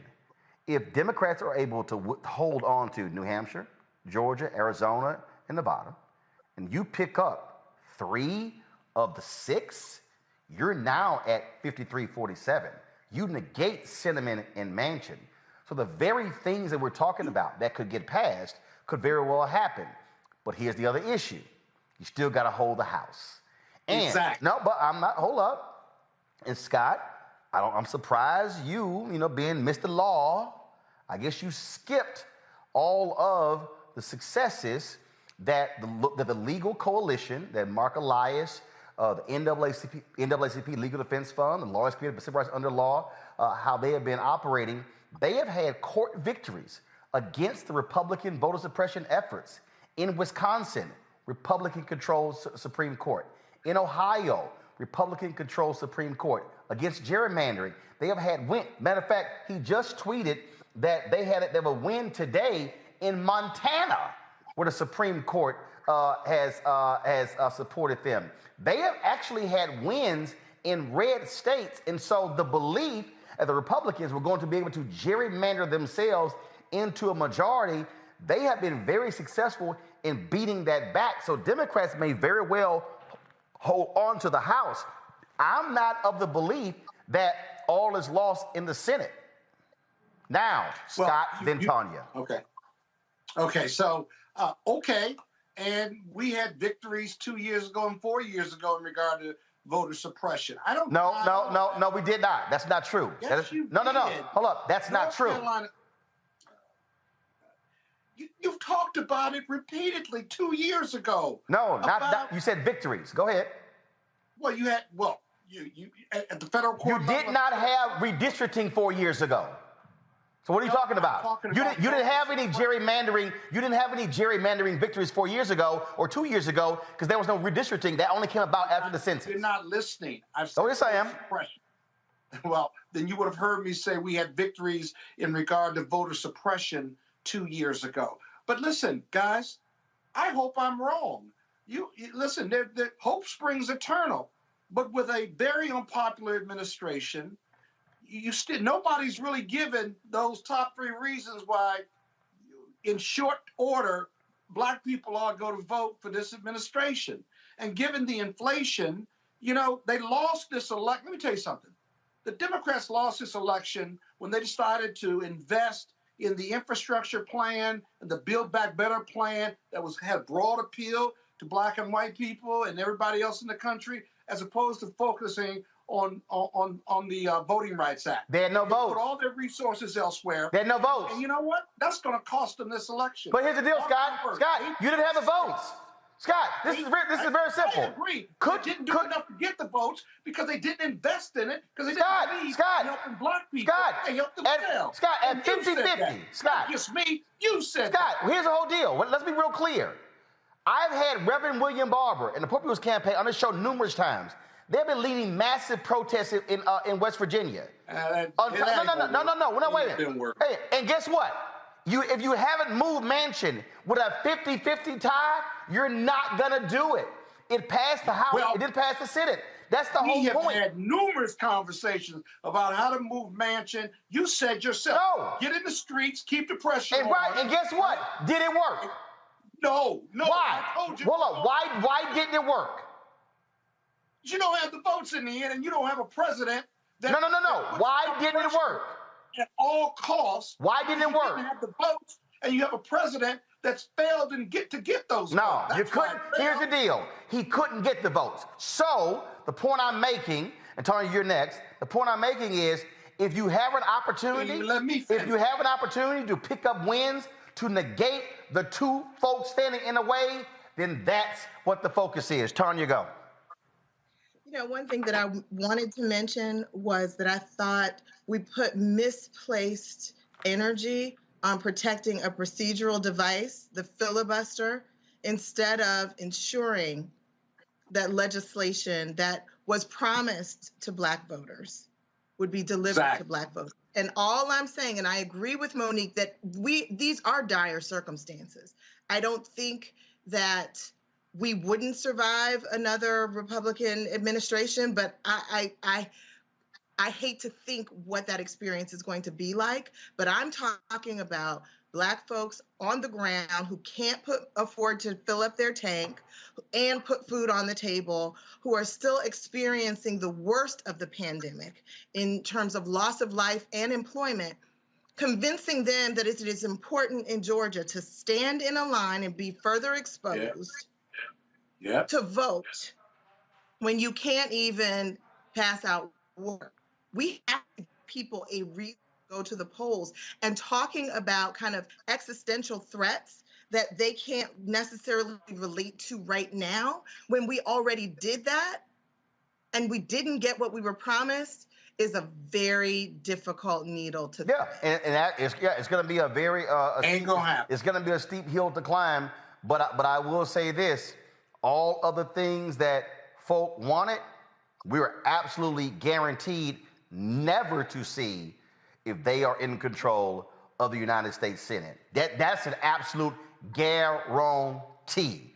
All right, y'all, got to go to a break. We come back. We'll talk about first black mayor in Milwaukee. Also, white sheriff in Illinois, white police chief out of a job because he was fully supporting white supremacy. A white mayor in New Jersey apologizing for the N-word. Boy, crazy ass white people say we're going to be real busy. You're watching Roland Martin Unfiltered on the Black Star Network. Black Star Network is here. Hold no punches. I'm real revolutionary right now. Support this man, Black Media. He makes sure that our stories are told. Thank you for being the voice of Black America, Roland. Stay black. I love y'all. All momentum we have now, we have to keep this going. The video looks phenomenal. See, this difference between Black Star Network and black-owned media and something like CNN. You can't be black-owned media and be scared. It's time to be smart. Bring your eyeballs home. You dig?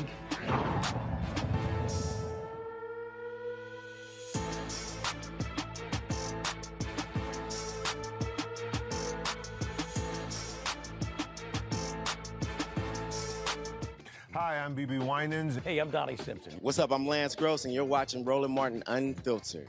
No charcoal grills are allowed. I'm white. I got you, bro. Illegally selling water without a permit On my property. Whoa! Hey! Give me your ass. You don't live here. I'm uncomfortable. Law, we got a couple of doozies and crazy-ass white people. A veteran Springfield, Illinois police chief officer resigns after his hate-filled racist posts were discovered online. Aaron Paul Nichols wrote anti-black and anti-Semitic posts on Twitter and far-right websites. Here's some of his posts. When I seize power, hate crimes will be encouraged. Niggers ruin everything. Even if it's whites doing the stealing, they're likely selling the meat to black-run restaurants or trading it to niggers for dope. Real talk. I'll say it in English. I'm a supporter of as many Holocausts as it takes to cleanse this world of Talmudic influence. Wow. The Springfield Police Department said the Springfield Police Department was made aware of comments reportedly posted to social media by an officer using a personal profile. Upon receiving this information, the department immediately launched an internal investigation. The officer has been placed on an unpaid administrative leave, and his police powers have been removed. These are serious allegations and will be investigated thoroughly in accordance with the Springfield Police Department procedures and the officers' collective bargaining agreement. The Springfield Police Department does not condone the use of racist comments by any of our officers at any time. Statements like this erode civilian trust and confidence in our department and are not tolerated. The views allegedly expressed by the officer do not align with our oath or the mission and philosophy of the Springfield Police Department, and in no way reflects the views of the over 200 officers within our department. Nicholas had been a cop for nearly 20 years. Springfield's black population is 20%. In New Jersey, last week we told you how a New Jersey town paid nearly $500,000 to a whistleblower who recorded the mayor and other city leaders on tape making racist comments. Well, the mayor of Clark, New Jersey lied. Oh, I didn't do that. I don't recall making any racist comments. Until yesterday, he admitted to making those comments. Y'all want a good laugh? Here's some of his apology. Good afternoon, ladies and gentlemen. Mayor Sal Bonacorso. I'm here today to make a statement. I'm here today to say I've made mistakes, and I'd like to apologize for the pain, the I caused to the residents of Clark, my family, my friends, and all those that were offended by my comments. They had a right to expect more from me. My words should not reflect on any of them. I deeply apologize for my hurtful and insensitive language. It was wrong. I'm embarrassed and ashamed to have spoken that way about a race of people. I've learned and I have changed, and it will not happen again. However, a true measure of a man is whether he can admit an error and then learn from it. Let me tell you what I mean. Back in 2020, when the BLM marches came through Clark, I thought I understood why people were drawn to the street to participate. After interacting with people of all generations and races at several rallies and hearing their moving stories, I started to see a much bigger picture of how discrimination played into a complex history. These experiences challenged my assumptions. I have never discriminated against anyone based on race, gender, and or any other groupings. I always treat people respectfully and fairly. I also learned that after my interactions at these local rallies that people didn't see me or maybe my beloved town that way. I never forgot that. It's been about 2 years since my experience at the marches revealed my blind spots. Since that time, I've made a shift mentally. I went to those marches in 2020 thinking I was going to hear people out. Instead, I heard much more inside my own head. I now realize that not sharing my insights and lessons from those rallies with this community was a missed opportunity. That day I started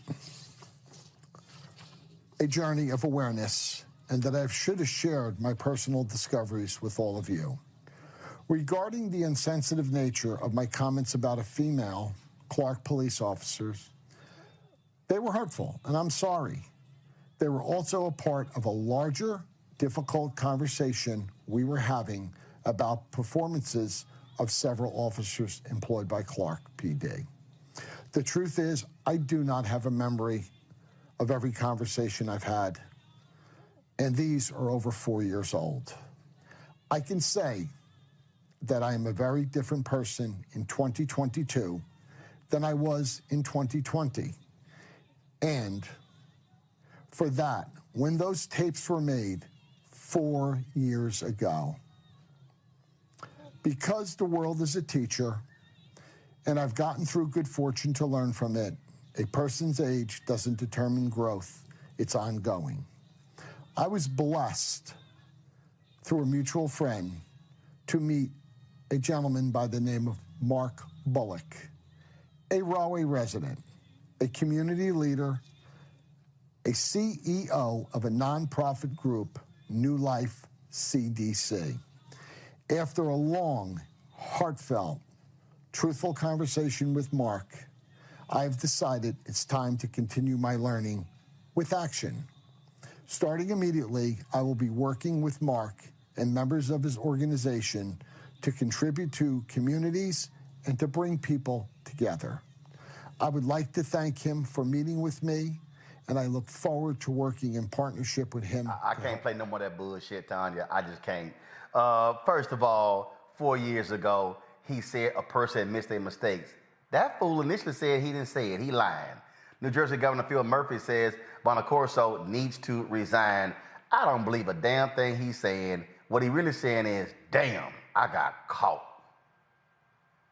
I definitely think he regrets having been recorded. And just as he said he doesn't remember every comment he's ever had, but over the course of 20 years, he's never discriminated against anyone. He just may not remember that he has, right? I'm sure this was not the only conversation he had.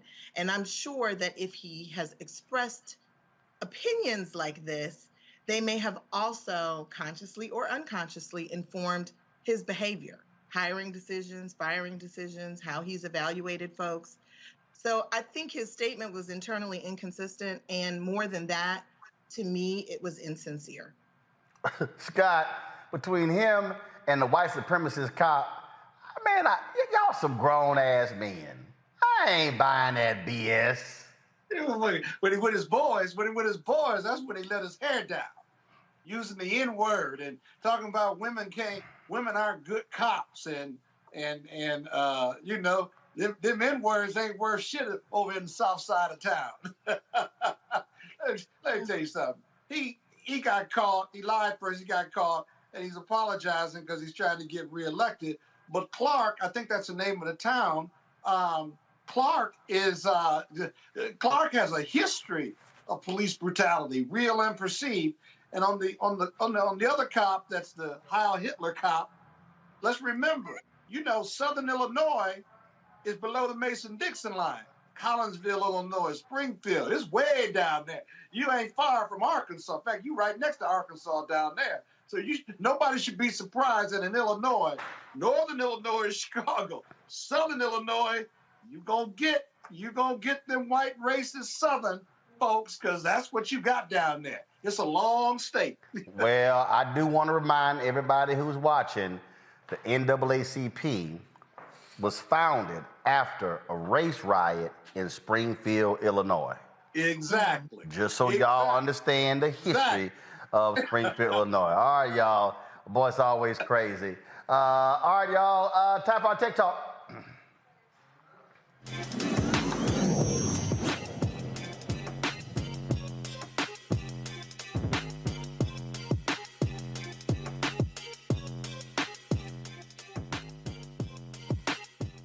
Every day, we remind you that Black-owned media and Black stories matter. In today's Tech Talk, we have a tech entrepreneur who was sick of the lack of diversity on cable TV, so she created a streaming service celebrating global Black stories. Here's a look at KweliTV.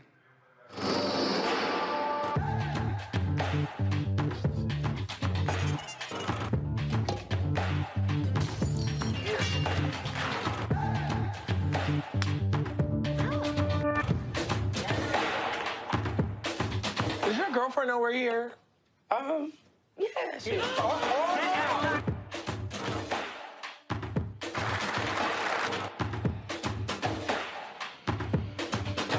The system had one intention, to put us in prison. It's just that simple.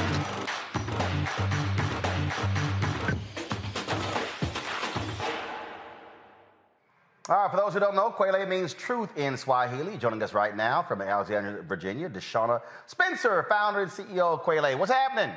Hey, how are you? All right, so how long has business since you launched, and how has it been going? How have you been growing your subscriber base? Yeah, so we launched in 2017 out of beta, and things are, I would say, growing organically. That's how I would describe it. So when I initially started KweliTV, our goal was to be a subscription-only based platform. But as time has gone on, there are a number of different ways, a number of different things have really transpired. Like there are fast channels, and they're ad-supported like Tubi. And so one of the things we've been doing is really diversifying how we create revenue for the company. And so while our subscriber base is growing organically, you know, we also have rentals, and we have a live channel that's ad supported, and we also have EDU, and we're working with schools and creating opportunities for schools to have subscriptions to KweliTV. So we've really evolved, and we initially talked a couple of years ago as far as like how we reach people. Wow, and tell folks the type of content.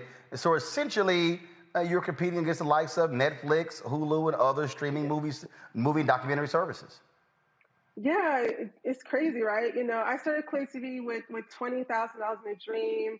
I always tell people that Netflix probably spends that in a day on toilet paper or something, right? And so I always tell people, like, not that we're competing. I think that when we started KweliTV, people call us the Black Netflix. I actually hated that term because I don't want to be the Black anything. I think where our goal is to chart our own territory and our own terrain in this industry.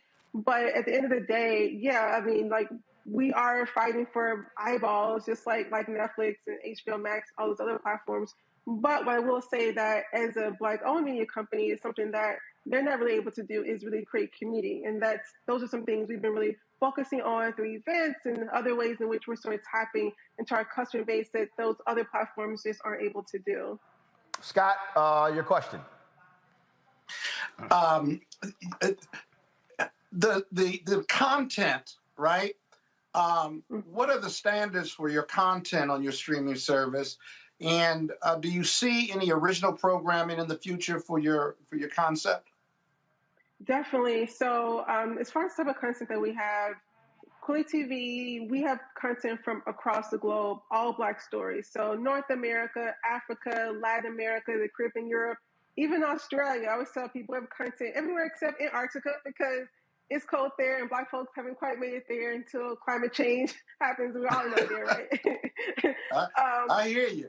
But what I tell people too is that for us, Kweli means truth. So we're all about telling authentic stories, and we also want to change the Black narrative. I really feel that media is such an important vehicle that shows a lens about all of our experiences, and we know the correlation between how we're perceived in the media and how we're treated as a community. And so my goal with KweliTV is really to create a space that celebrates these independent Black films from around the world that's authentic, but at the same time not showcasing stereotypes or even showcasing Black death and Black suffering. I mean, we've been through a lot in the last couple of years, and the last thing we want to do is while people are scrolling and seeing someone being arrested or someone being mistreated as a Black person, to watch on our platform as well. So when you see other platforms, like for Black History Month, they're showing slavery movies where we're getting beaten. You know, we want to sort of counteract that and show celebratory stories.